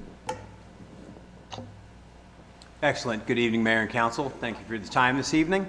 As Al had mentioned, in 2018, Council awarded or allocated $100,000 for an indoor court facility feasibility study. What we did in 2019 was we awarded that contract to Frederick Ward Associates, but in doing so, we set some parameters where staff had analyzed approximately 13 different properties within the city. We analyzed them internally to evaluate existing infrastructure such as electricity, was it available on the site? We talked about access, we talked about was it forested, was it not forested, all of these elements that really allowed us to narrow down the properties available for consideration for an indoor court facility. And we ended up getting down to 2 sites that we thought were most advantageous. One which was the Bowie Golf Course, and the other one was Allen Pond Park, where the current ice arena is. So that was the order that Frederick Ward was directed to proceed with. We then also made sure that they were only looking at 2 size facilities and 2 construction types. There was a discussion prior to the award of contract to Frederick Ward to analyze a bubble facility. Staff went ahead, we analyzed the possibility of a bubble structure. We went and visited one not too far from here in Glendale, and we immediately determined that a bubble structure is not a structure that we should be considering. So we took that off the table when we tasked Frederick Ward with their orders to move forward. So what was analyzed would be 2 different size facilities: a single court facility, which was 1 high school court. That facility could also have 2 middle school courts and 2 volleyball courts. Then we went with a larger size facility. The larger facility was really geared towards your tournaments. It was a much grander facility. It would require a much deeper bench per se for staff as far as running that facility. That facility would have 2 high school courts, 4 middle school courts, and 4 volleyball courts. And then with regards to construction type, we narrowed it down to either pre-engineered building, which we'll refer to as a PEMB building, which is essentially a metal framed structure, 4-season heated, air conditioned, etc. And what was at the time being considered a tension structure, which is kind of a hybrid between a bubble structure and a metal building. However, the tension structure did not sort of pose the same issues a bubble structure would have presented. So when we moved forward and had Frederick Ward analyze the 2 structures and the 2 types, we realized that tension structure didn't make sense because a tension structure was actually slightly more expensive than a pre-engineered metal building, and a pre-engineered building would last far longer. So our recommendation moving forward was to go with a small court facility. Obviously, for various reasons, at the time we had a large iceplex that we were looking to fund. We were in the midst of a study on a golf course, which we knew had inherent problems that have to be solved at some point. So our fiscal responsibility was trying to figure out how do we build a court facility that's going to be easily staffed, easily run, easily maintained at a low cost, and still provide sort of the needs that the community was asking for. So the small court facility is what we had recommended. It was approximately 11,600 square feet. It was a multi-use synthetic court surface so that it's not specific to any type of activity, but will allow us flexibility in the years to come, depending upon how needs change, to be able to do a lot of different things in there. And then, as we said, it was a least costly option. For a point of reference, our current gymnasium is about 27,000 square feet. However, only 16,000 square feet is court space. So this facility that we're proposing is about 2/3 the size of our current gymnasium. Here was the facility layout that Frederick Ward had come up with after staff shared all of our interests and desires for how it should be laid out. Again, it is a facility that's very simplistic. The idea was one point of entry. You could have 1 staff member at the main desk. That staff person could see the courts. They could see the entryway. They could see, your facilities left and right, which would be your restroom facilities, etc. There would be the high school court, obviously overlaid with your 2 middle school courts, and then you would have 2 volleyball courts. In this particular scenario, the question would probably come up, how many pickleball courts could you have? And the answer would be you could put 6 pickleball courts in this small facility. So that would satisfy our seniors' desire in the community for sure. As you can see, this layout had restrooms left and right of the entryway. It also had one restroom that would have a shower so that if there's any individuals that needed to shower before they went to work, they would be able to do that. Then you get into your support areas. This would be a large storage area, then followed up with your mechanicals, et cetera. So as you can see, just a very simple square structure. This is the layout that the consultant Frederick Ward had come up with on the 6-acre parcel that the city owns at the front of the golf course. This particular parcel is basically north and east of the 18 holes. The arrows pointing to where the true golf course holes are. Then you've got your Route 197, obviously, running north-south, and then the main drive coming in off of Route 197. So essentially, to get to this single-court facility, you would enter the golf course driveway and then turn right into the parking lot for this court facility. Go back real quick, sorry, is the pre-engineered metal building cost estimate was $5.2 million for this particular structure. Here is, for point of reference, the same size facility overlaid on the Church Road site where the Iceplex was. And you can see that certainly if that was the intent of council, was to figure out what we could do with that site, certainly a single court facility would fit there, no problem whatsoever. However, if that was council's direction and they wished for us to proceed, we would need to conduct an engineering assessment to be sure that it could be supported in that location, but I can't imagine that it would not be, seeing how the Iceplex was far grander in size.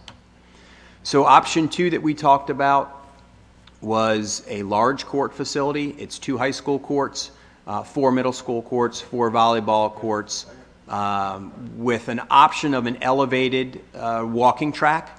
That was a desire that came about during our initial sort of input from the public and the community. A lot of people said that they'd love to have some type of an elevated enclosed walking track for the winter months. So we had this as a consideration within the design. We also were talking about a tournament facility. Tournament facility typically requires hardwood floors.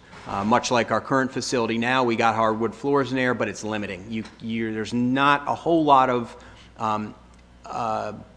activities that can take place on that court surface without protecting it. Otherwise, you end up with severe damage to the hardwood and the surfacing. This facility, you can see, is much larger in size. However, it's basically left wing and right wing are your courts. You'd have one point of entry. Once you get into the facility, you'd have a large reception desk. You'd have your administrative staff offices. Again, we're talking about a fairly deep bench here. You'd probably have to have at least a facility manager, assistant manager, some supervisors, and then all of your support staff. Your courts, very similar to the small court facility. You've got high school courts that are left and right. You'd have them overlaid with the ability to put 4 middle school courts, and then 4 volleyball courts, and of course an endless number of pickleball courts, which would be probably in the neighborhood of at least 12 or more courts if necessary. This facility, being tournament style facility, does require, I say require, but it's a requirement of the users typically that they would want some means of food service. So the design incorporated a concession area. Then we also looked at adding multi-use storage rooms, or I shouldn't say storage, but multi-use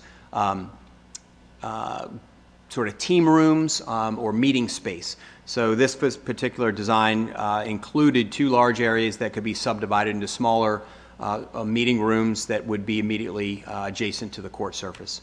And then, of course, you've got a restroom facility in the center of the building, and then you've got 4 different locker rooms, team rooms, 2 serving each side of your court facility, so that during tournament play, the teams could each get into their own locker room as needed. And of course, you always have to have your support areas for storage, et cetera. That would be at the back of the facility. Second level, as we indicated, would be could be the potential for adding this mezzanine and a walking track. And then the mezzanine areas would provide some ability for spectators to stand at an elevated view looking down on the courts, so that spectators don't necessarily have to be around the courts, the perimeter of them. The layout here at the golf course took up much more of the space, but you can still see that within that parcel it would clearly fit there. It would provide ample parking. In fact, it would even provide overflow parking for tournament space for buses, etc. This construction cost was $14.9 million in a pre-engineered building layout. And again, you'd have access off of Route 197 with the golf course to your south and east. The difference with this design would be that you would have direct access off of Route 197 rather than sending all of the traffic flow into the golf course entrance. Here's that same layout design overlaid on the Iceplex parcel at Church Road, so you can see that it would certainly fit there if council's desire was to construct a large facility. Certainly that could be a potential at the Church Road site. Again, we would need that direction so that we can conduct an engineering assessment to be sure that there's no issues that would arise preventing that from occurring.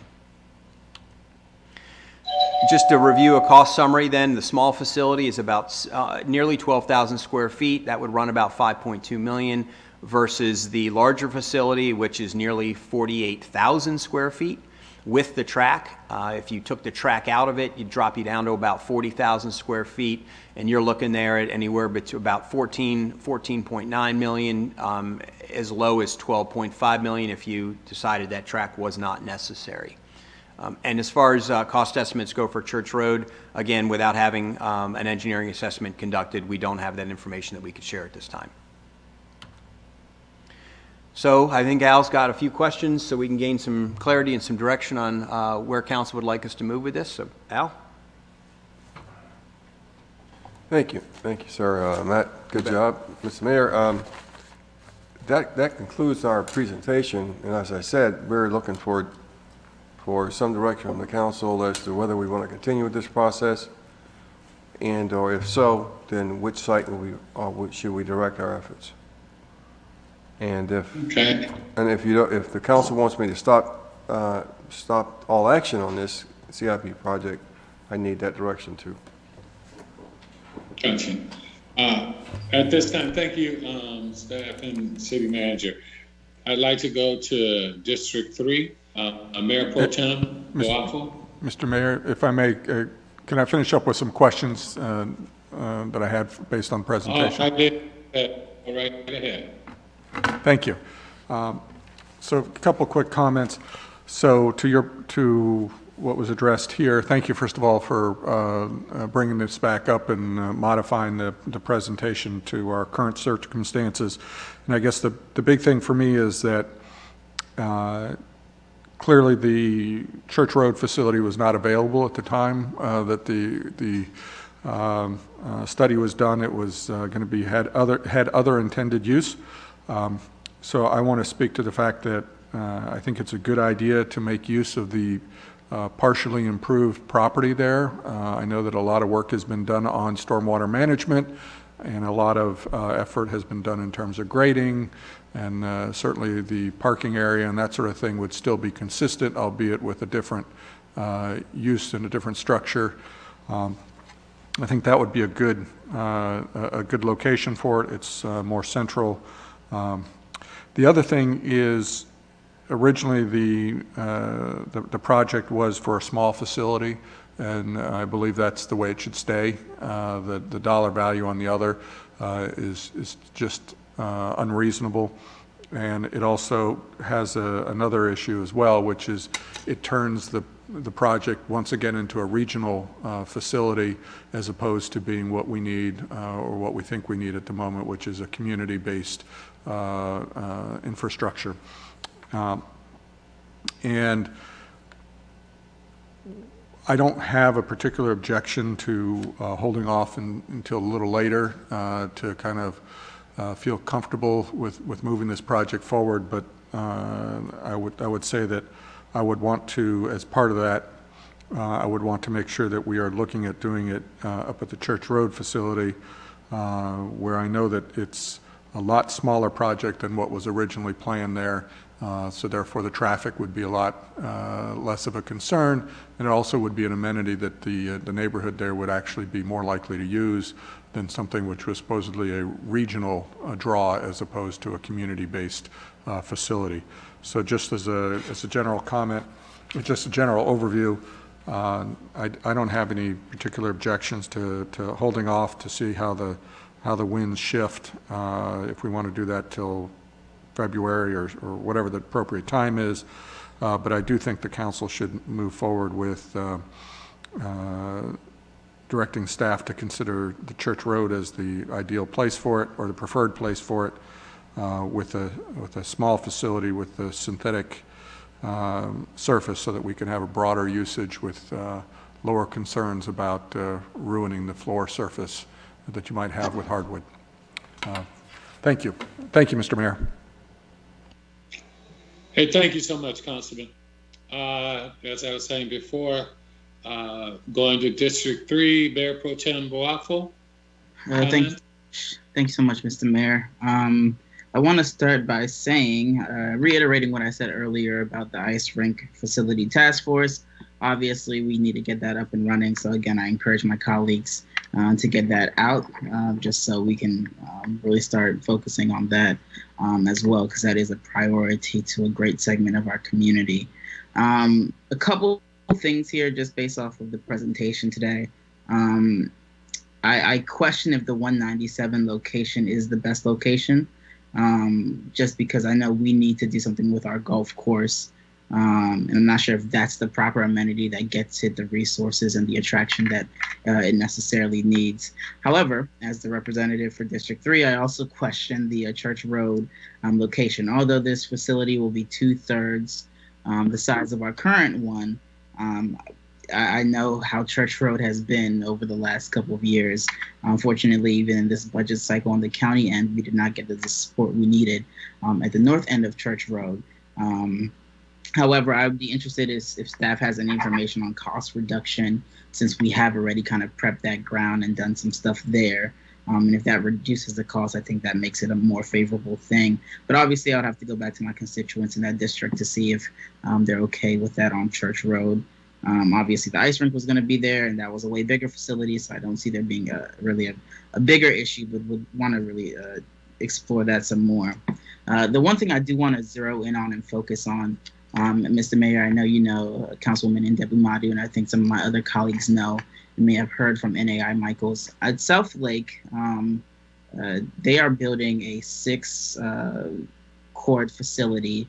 I think they're actually expanding it to 8 courts over the next year, right? And so they're already starting to build that. And I think there's an opportunity here that we should explore about a partnership down there, right? I think that gives us an opportunity with our cross-functional partners in a new part of our community that last council has annexed in, and that this council has pushed through to kind of save some dollars on the back end, right? I mean, the Church Road facility and the South Lake facility that they are proposing are about 3 miles from each other. So A, it proves that there's demand in the area, but B, if they already have a site going to be put up, I mean, I think we should really consider that. What it'll do is obviously, usage is going to be something that we will need to negotiate, and that's really where I want staff to focus in on and zero in on, because I think that's an opportunity, and obviously that's a deal breaker to us, right? We don't want folks who are just going to say, you know, these are bigger tournaments are coming in town, so therefore Bowie kids and working families in our city don't get to use our facility. But I do think there's an opportunity to have some type of agreement at a facility that's being built literally 3 miles from where we're proposing something. It's going to save our taxpayers $6 million, and I'm always for that. Overarchingly, I agree with the mayor's sentiment on potentially moving this back. If we were going to do that, Mr. Mayor, I would actually recommend to the next budget cycle and not to February. I think next budget gives us some more time to get through the General Assembly session and kind of evaluate where we are state dollars wise and see where we're at, even on the federal level with bills that are coming out of both chambers in the Congress. So my recommendation, and after all my colleagues go, I will obviously make a motion here, but my recommendation is that, you know, staff look at the NAI Michaels South Lake facility. I mean, this is a 6 to 8 core facility and an opportunity for us to do something there that saves our taxpayers dollars and gives us fair usage, while also pushing back this project to and keeping the money in the CIP, right? Let's not say that we're not canceling this project. I don't want anyone at home to get confused by that, but pushing it, as the mayor just said, back a little bit as we assess our city financial situation. So those are all my comments. Thank you, Mayor Pro Tem. I'd like to move to Councilwoman Ndamadu in District 4. Thanks, Mr. Mayor. I'm basically just going to have to agree with most of my colleagues on this one. I agree with Mayor Pro Tem in the sense of, and with everyone else in the sense of us looking at this next year. I think that gives us more time to kind of evaluate things and see what's going on with the pandemic and just how things are shaking up in general, for us to be able to be in a better position to address this next year. I'm not sure that I agree on the timeline in terms of next April. I think that's a bit lengthy. However, I do think it's a really, really good idea for staff to just kind of double in on what that could look like in the sense of what NAI Michaels is building in the sense of a court. Because I think if we're going to become and continue to be this type of community that embraces partnerships and making sure that the people who come into the city of Bowie make Bowie a priority, we're going to have to do a better job evaluating what some of those partnerships can look like so that we can continue to save tax dollars and not have to spend or pay for everything on our own. We don't need to always do it on our own. We don't need to always reinvent the wheel. If other people have already created the wheel, why don't we just leverage what they have created and try to do the best that we can for our residents if it's going to save millions of dollars? So I think that's kind of where I am in the sense of what I would also like to urge my colleagues to think about is, as we do, and if everyone agrees, explore what NAI Michaels is up to with the basketball courts in South Lake. As we continue to explore that, one, of course, obviously we'll have to discuss road improvements in that area for District 4, because I know that's going to be a big topic for my residents in particular. So to just make sure that remains a priority, as well as just kind of thinking through holistically, what are some of those other things that we want to see in the city? What are some of those other amenities that residents do want to see? We've talked about the ice skating rink, which is a high priority for us, which we are continuing to move forward on. We've talked about basketball courts. If we are going to look at a partnership with NAI, what does that create room for us to be able to do? It either creates room for us to be able to save maybe an upwards of $5 million to $6 million, and either just save that and put that back into the budget and possibly allocate that elsewhere, or to see if there are other amenities that residents want to see here in the city, whether that's swimming pools, whether that's tech centers for their kids. Like, what are those amenities, and how can we think outside of the box and do things in a different way to be able to continue to make Bowie a place where our residents want to be here? So I just urge my colleagues to have those discussions, and let's not continue to think so singularly in the aspect of one sport versus another sport, and think holistically, like, what are some of these granular amenities? Maybe our residents want to see meeting rooms because they're starting to work from home, or they're starting their own businesses and they want a facility where they can go in and rent rooms and conduct their meetings, or, kind of invite their family. Maybe they want a swimming pool. Maybe they want a facility that encompasses all these aspects where their kids can learn about technology. Like, who knows what that is? But I want to encourage us to start to have more of those conversations as opposed to one sport versus the other. But I definitely support all the ideas that have been brought forth by my colleagues, as well as pausing on this project for now to continue to move forward with ICE and honor our promise to our residents there in the ICE community with Allen Pond, as well as seeing what may come with this partnership in NAI and how we can save money. Thanks, Mr. Mayor. Hey, thank you so very much. As a courtesy, Any other comments from any of the council members? I know Councilwoman Harrison, you kind of passed the first time. Are you okay? Would you like to make a comment? Yes, please. Thank you, Mr. Mayor. I also agree that we should delay the project, but I'd like to get some feedback from staff on two things. First of all, what their feeling is in regards to delaying the project until February or after the for the next budget cycle. Wanted to kind of get your feelings on one or the other of those. Which one do you think would work better? And also, I'd rather see a comparison of having a facility specifically in Bowie, not a comparison of our own facility compared to the partnership facility. If we could kind of put that side by side and see what the pros and the cons look like for each of those. Because I feel like I understand about saving money, but what else are we giving up? Are we giving up, usage? Are we giving up our residents' ability to reserve the courts when they want to? What does that partnership agreement look like? So I really have a lot of questions in that regard, but I'd just like to see a side-by-side comparison of those two items, and just wanted to kind of get staff feedback on what it looks like as far as laying the project. Thank you, Councilwoman. I'd like to address the issue in regards to sort of the timing in terms of having a delay. There's not any particular challenge in regards to delaying looking at the construction of an indoor sport facility from the staff's point of view, whether we begin that work now or several months from now.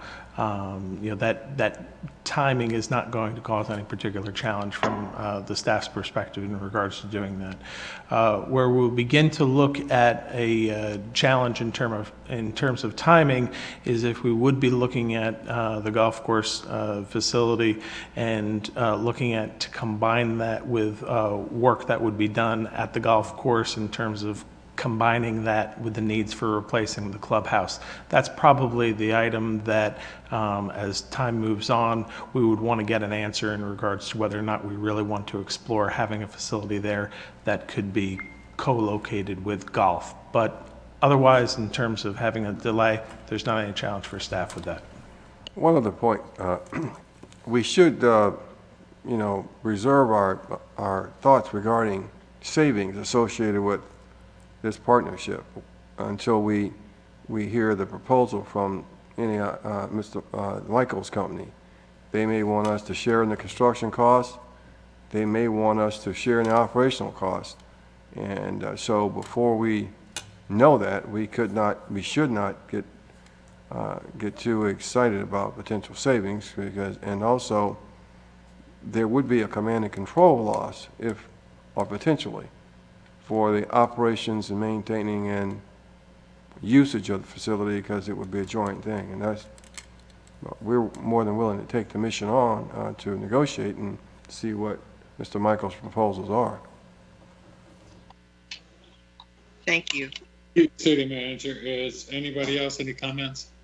Yes, Mr. Mayor. Councilmember Gardner here. Go ahead, Councilman. Thank you, Mr. Mayor. Thank you, Mr. Mayor. I want to start by saying I still support your motion to delay this until February. There are a couple items that I do want to hit while we do that. One of which the Councilwoman from District 4, Councilwoman Ndevamadu, told you, Roxy, I'll get it right. You did, thank you. Okay, I totally agree with her as far as partnerships. They are great to have. The 3 Ps, we definitely want to work and working towards saving residents money as much as possible. However, I do not believe that NAI Michaels or any developer in that point we should enter into an agreement or a partnership of this type with the developer. I really would employ my colleagues to spending some time in the community and having more conversations with the residents. if the city of Bowie, if this council were to enter into a relationship of this sort with a developer, you would be definitely on the hot plate. I would not recommend doing that. Now, if you're looking at other relationships for public-private partnerships of this sort for recreational use, look at some of the retailers. Look for Nike. Look for Adidas. Look for Sports Authority. Call over to Kevin Plank and those guys. Look for Under Armour. Look for some of those groups for public partnership. I definitely would recommend steering away from the Michaels Corporation. And until tonight, I never heard anything about any conversations with or meetings with the Michaels Corporations. And I sat here going through the city website looking, and I couldn't find it. But I would employ my colleagues, again, if you're going to have these meetings with other groups and things and then discuss this, you have to fill out ex partes. You have to complete an ex parte. It is for the public's purpose and for your purpose, to basically to cover yourselves and to have a record of this meeting. It's really best that you do this. You complete the ex parte and putting it out there. Now, any public-private partnership with the Michaels Corporation, if they were to even ask for a single dollar, I would not, of Bowie residents' money, I would have to say no to it. We've already given them a $30 million TIF. Come on, guys. We gotta be very careful at how we spend other people's money. So again, where the mayor said, hey, we don't know the outcome of the future. We don't know. We're in a pandemic right now. He's absolutely correct. We don't know what we're going to be facing. The nation is looking at massive financial losses, as well as many municipalities and governments. So we have to be concerned how we spend money. So, Mr. Mayor, again, I strongly support your decision and desire to postponing this until February and seeing where we are then. And again, I want colleagues, please, I urge you to talk with the city clerk, get the ex partes when you're having these meetings. If you choose not to share it with your other colleagues, at least share it with the public. Let the public know that you're having these conversations, that you're having these meetings, because it looks as though we're not being transparent. So I would implore you to reaching out to the city clerk, completing ex partes, number one. Number two, NI Michaels Corporation or any developer, be it St. John's, be it Elm Street developers, be it whomever, I could not see the city of Bowie entering into a public-private partnership of any sort with a developer. And again, we've given Michaels Corporation $30 million TIF. I would not want to give a single dollar of Bowie residents' money to this project. Thank you. Thank you again, Mr. Mayor. I fully support you on this. Thank you. Any other comments? Any council members? Yeah, Mr. Mayor, I'd like to provide some clarifications, please. Please go right ahead, Mayor Pro Tem. Thank you so much, Mr. Mayor. To my colleague's point, I actually wholeheartedly agree with him on the ethics of how we do things on this council. And he knows I've been a champion for that for a while. So I do agree that all members of this council should follow the 2-week rule of filling out their ex partes on any issue that is coming before council, as the law does state. My colleague also probably saw this morning in the Washington Post, the public-private partnership study by the World Bank that, kind of talks about the 193 options that you have for unique public-private partnerships. I do want to say, Mr. Mayor, I know you were in the meeting with me, so we can be clear here that, as I say NAI, they are clearly the developers, but as they go get Whole Foods for their property, Whole Foods ends up owning something for their property. Not saying they're getting Whole Foods, but I'm saying, for example, if they brought in Whole Foods, it becomes Whole Foods. Similar for this basketball court. Obviously, they are developers and they're going to go out and get third parties to be able to own something in their facilities, and that's what we're going to be able to do. on the part about money, I mean, I think we're so premature from that. City staff may go and speak to NAI, and obviously, as city staff is transparent, they will come and do a presentation before our city and the council and let us know their findings. And they may say, hey, this is not even a thing that we want to explore because they're asking for X amount of dollars. They may come back and say that actually, this is something that works. And as our 2013 SFA study says, for both the ice rink and for the basketball courts, the public-private partnerships in this area will increase tenfold, but also be able to provide not just a city of profit, but also some usage options that are unique. Too often times in government do we think about the old way of the past of how P3s have been done, and there's an opportunity in the future right now to look at how they can happen. And obviously, as you just said, Council Member Gardner, usage is going to be the most important thing to our members. City Manager just said that. What do we lose here? However, the biggest piece is that we don't even explore the option. And then 3.2 miles down the street, there's something else that's happening and we could have done something, right? Then we've lost our competitive advantage. Then we've lost an opportunity to save taxpayers money. The opportunity is what I'm trying to explore here specifically. So just wanted to make that very clear. Thank you, Mr. Mayor. Thank you, Mayor Pro Tem. Are there any other comments? Yes, Mr. Mayor. Thank you so much, Mr. Mayor. Really quickly, it's no secret that I was not exactly the biggest fan of the South Lake Development Project for a number of reasons. Given, as we've talked about in the past, the demand for additional courts, and given the sort of the history of the city over the last 15 years, studying projects at length, but struggling to really move forward with new recreation opportunities, I think it's definitely worth taking the time to thoroughly evaluate any proposal that we get.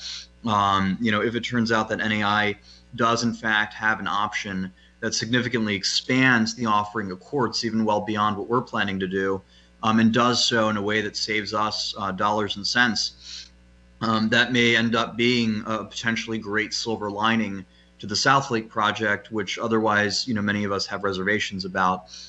So I fully agree with the Mayor Pro Tem. We should take the opportunity to evaluate. My only comment on the timing, I think it might make sense for us to wait until May, which is kind of the beginning of our reviews of our city budget, but also it would be after the Maryland General Assembly session for next year. Between the pandemic, anticipated major funding changes with the Kerwin Commission for more school funding, as well as a years-long concern about diminishing shared state highway revenues, the likelihood of the Maryland General Assembly coming out of session with a lot less money going to counties and municipalities is significant. I think chances are next year, with budgets tightening across the board, we're potentially going to be facing a budget situation in Bowie that's much worse, given everything going on. And so I would rather we waited until we actually know what the damage is following next year's Maryland General Assembly before making any major commitments. But it will give us ample time to review any proposals from NAI and see what they're willing to negotiate or potentially work with us on. And I appreciate my colleagues' attention to this issue, and I appreciate the suggestion from the Mayor Pro Tem. Thank you. Councilwoman from District 4, do you have additional comments? Yeah, just one more comment. That's just 1 second. I just want to make sure that I clarify or just make this public. This is not really about supporting or not supporting NAI or any developer. And I just want to know if staff knows of any other entity that is building a basketball court in the city of Bowie, which I think we probably already would know because staff is just great that way, then please let us know so we can consider those options as well. I just want to make this clear that this is about providing every possible opportunity for the residents that's happening in the city of Bowie. And like Councilwoman Harrison said, just exploring those comparisons side by side to see what each of them look like so that we can get more context on the options of what we're presented with. But I just want to make that clear that this is not about giving NAI's business or supporting them or anything of that sort. That's irregular. It's just more so about that being the option that's presented here in the city, and that's the person that's building a court at this time, so that we can explore that. So I just wanted to make sure that I made that known, that this really just has nothing to do with that. Thank you so much. Thank you. Let's go on. Any other comments at this point from any of our council members? No, Mr. Mayor, I'd like to make a motion. All right. Floor is open to a motion. Thank you.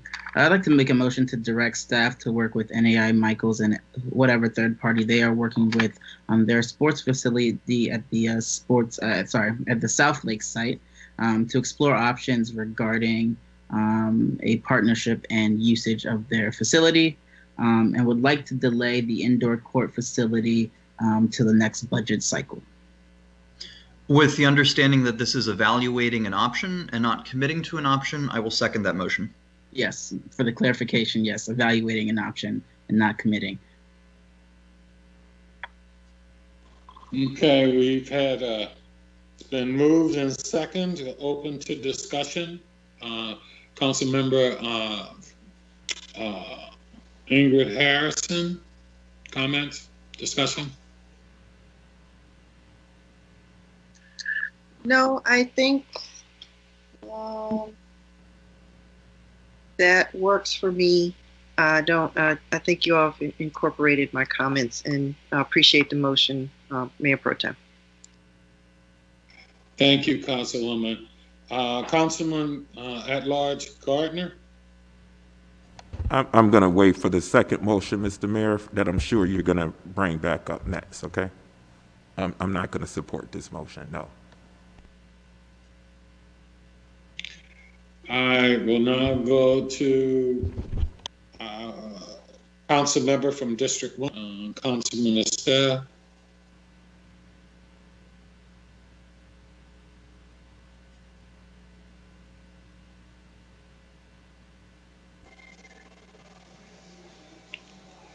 Hearing none, I will go. Sorry, I didn't have a comment. Just I seconded the motion. We're all good. Thank you, then, Mr. Mayor. Make sure from a discussion standpoint. I will then go to District 2, Council Member Wolfley. Just point of clarification, my understanding is that the motion is, actually, why don't you just go ahead and recite the motion again, please? I want to make sure I understand. Yes.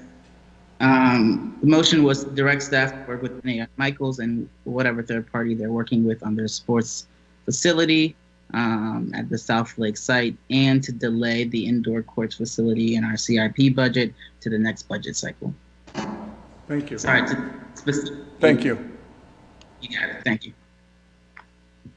And that's with my Councilmember Esteves' no commitment. Correct. Yes. Yep. That's what, yeah, missing. Okay. Any other discussion or questions, Councilman Wolfley?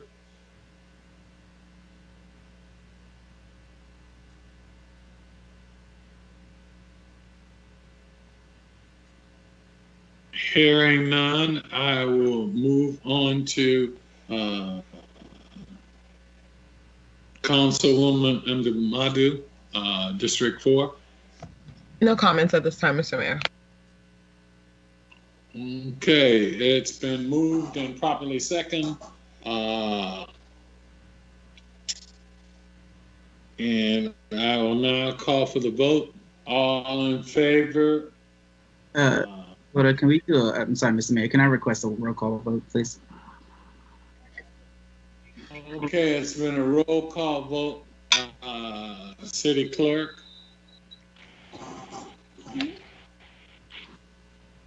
Mayor Adams?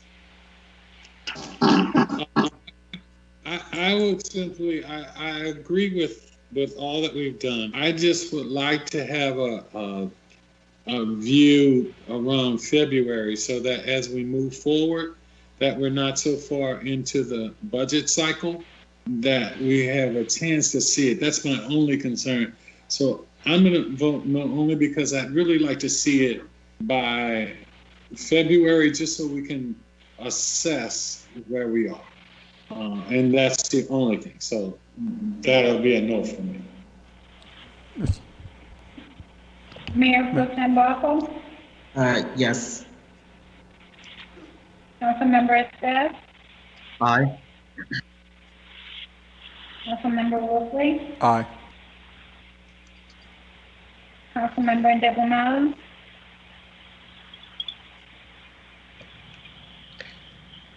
Can I suggest an amendment? Is it too late? Yes, it's too late. Okay. Can you please come back to me? Councilmember Harrison, Aye. Councilmember Gardner, No, I'm a no with the mayor. Councilmember Debonado,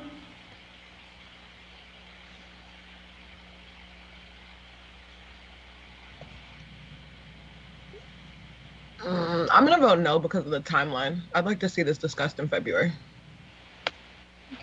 thank you.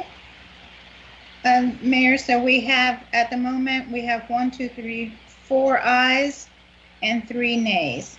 So the ayes have it.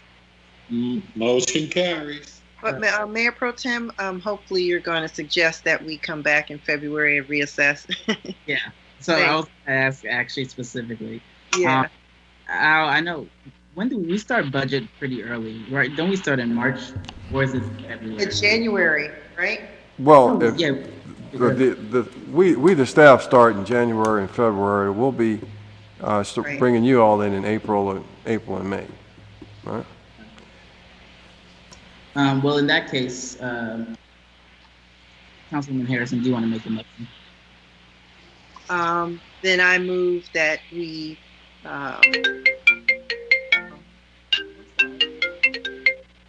Saved by the bell. I move that we reassess the budget matter regarding the basketball courts in February. Second. It's been moved and properly second that we revisit the basketball budget in February. Just for Any just for Go ahead. clarification, we're talking about the design and engineering phase, correct? Correct. The Okay. design and engineering phase. correct? Yes. All right, it's been moved and second, and I'll go quickly to Councilmember at-large Gardner. I support the motion. Okay, thank you. Moving on to District 1, Councilwoman Steph. So sorry, I'm very confused. So we just voted, we just want to be clear what we're doing. So we just voted to delay until May, but we'll revisit the design phase in February? Is that contradictory, or I just don't understand what we're doing? I apologize. Yeah, I think not, because of the fact that based off of our ice rink vote last May, we also reshaped the CIP mission to also include it being at a different location, right? So the initial motion talks about the actual process for the entire indoor courts facility, which also includes the construction management service, and also the location to the budget design phase. But in terms of getting this design and engineering costs out of council and to city staff this fiscal year, we can do that in February. Understood. So the whole project's comprehensive in totality is being pushed off to next budget cycle year, but we're just looking at this in February. In that case, I vote aye. And sorry again, thank you for clarifying. All right, we were just going through, but I understand you, Councilman. All right, Councilman Wolfley. Aye. Okay. Are we going to vote for comments? We were just going for comments right now. Okay. But I think we know where we're Aye. going with this. Mr. Mayor, Mr. Mayor, just to save us some time here, there seems to be a consensus to do this in February. Is that it? I've gotten 4 nods, so we'll bring it back in February for discussion. All right? That's just. Thank you, Mr. City Manager. I want to make sure everybody gets their chance to say through discussion because it's hard. We don't have our hands up and all. Councilwoman Mdabadu. I just want to make sure that includes the discussion on the location. That's all. Yeah, I think technically it would have to because of the design phase. Am I correct in that assessment, city staff? That's correct. We got to know where we're going to put it to design it. Yeah, exactly. Thank you. All right, thank you. Having heard no other comments at this time, I'll call for the vote. All in favor, please respond with aye. Aye. Aye. Any opposed, the same favor with nay? Hearing none, the motion carries. Thank you. All right. Moving on to item C, the approval of resolution R73-20. And that is in the effort of advancing racial and intersectional equality. What I would like to say at this point is understanding the good intention of this. I feel very strongly, though, that we had said at our last council meeting that we were going to hold a work session, and so we could get the input of all the council members, as well as we would be able to allow the citizens to participate in that. I think at this time, we probably should that and revisit, particularly as we talk about Black Lives Matter and where we were with that we do schedule a specific work session to talk about this. I feel that would be following what we said to the community, but also providing everyone an opportunity to have a say-so in it before we drafted anything that we presented to the citizens. So having said that, that's my feeling on it. Yeah, Mr. With, yes. I'm sorry, go ahead, sir. I was just going to go around and give everybody a chance to speak.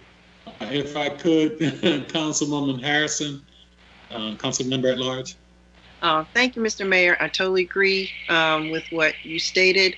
Definitely public input, and would like to schedule the work session as well. And I know we plan to discuss it at our retreat on Saturday.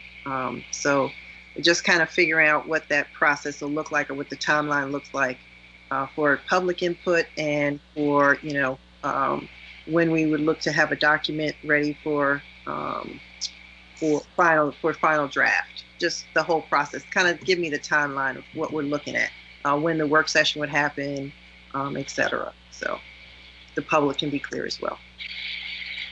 Okay. I will go through the comments and then we'll come back to that, if that's fine with you, Councilwoman. Works for me. Thank you. Okay, good. Councilman Gardner, your comments, please. Yes, I basically want to echo those words of Councilwoman Harrison. I totally agree, and you know, I'd like to look at this further during our retreat. Okay, thank you. Thank you, Mr. Mayor. Appreciate that. Going to Council Member from District 1, Councilman Sept.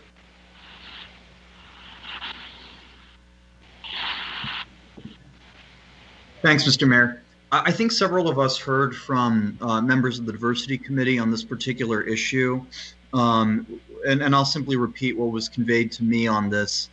The sense that we were given unanimously by members of the Diversity Committee on this was that it has been just over 10 years since the city last engaged in a comprehensive policy review. And at the time, there was not a lot of low-hanging fruit identified related to needed policy changes. Some suggestions were made, many of those were adopted. But what the Diversity Committee unanimously and strongly felt was that it would be a good idea, given that time has elapsed, to do a comprehensive review. And in addition to that, they felt that if we were serious about it, that we ought to consider engaging an outside firm that specializes in this work to do this for us. My understanding, and someone can correct me if I'm speaking out of turn, I believe that city staff is comfortable with that option and supports that. The Diversity Committee raised a number of specific items in state and federal law that have changed in recent years that a firm would likely be able to guide us on as far as making policies and bringing our policies up to date with state and federal law in a number of areas. But it was their feeling strongly as the committee most related to this particular issue that we not delay and that we engage an expert firm to do this on our behalf to ensure, as the resolution states, that the city is engaged in best practices around non-discrimination and ensuring that we remain an active partner of the work of promoting racial and all equity moving forward. And so my only suggestion for the resolution tonight is that we might consider adjusting the direction language at the end to indicate specifically that staff come back to us on October 19, provided that date is reasonable for them to accomplish the task, specifically with proposals from different firms on how to go about that policy review so that on October 19 we can give the direction to engage a specific firm and conduct that review. That will ensure that we have a professional, legal, and unbiased look at our policies, all city policies, to ensure that the city continues to be an active partner in the work of promoting equity in all respects. And thank you for your time. Thank you. Moving on to Councilman DeFore Wolfley in District 2. No further question. Thank you. Okay. Moving on to Mayor Pro Tem, District 3. Thank you so much, Mr. Mayor. I agree with my colleague from District 1. I think that the amendment that this needs to be a little bit stronger is ensuring that we kind of have somebody or firms at least approved by October 19th, right? I think the current language kind of makes this a little bit more lengthier. But as I said last meeting, right, this is going to be a multi-step process in the pursuit of ensuring Black lives truly do matter and equity here in the city of Bowie. And so I think this is the first good step. I think the second step, especially following after we hear from our chief of police, is really getting Mr. Mayor dive into your resolution and ordinance on a citizens review board and kind of understanding from his perspective the timeline and what we need to do to ensure that we get that established. So I'm in full support of this. The recommendation I have is having October 19th being a date to really get firms up and running. Thank you, Mayor Pro Tem. Councilman M-NCPPC, District 4. Thanks, Mr. Mayor. I'm going to agree with a lot of my colleagues. Last session we talked about having a working session to address this. I would prefer to discuss this on our upcoming retreat. As everyone else has stated, I currently think the way that the ordinance is written, that it does not have much substance within it towards addressing what we are actually trying to address. So I think that it's best to revisit this after we have our retreat, where we have an opportunity to discuss it, and then, just work with staff or direct staff to be able to look at bringing in an outside firm to possibly look at some of the more drastic policy changes and get a better understanding of what it is that we need to do. But the way that the ordinance is written today, I don't think that it addresses most of the concerns that we have or some of the things that we're trying to change. So that's where I am. Okay, thank you, Councilwoman. Any other comments? Because my feeling is, and I feel very strongly with I think the council overall, is that at this time we should probably put off any language until we have a chance to talk at our retreat and be able to see where we'd like to go with that.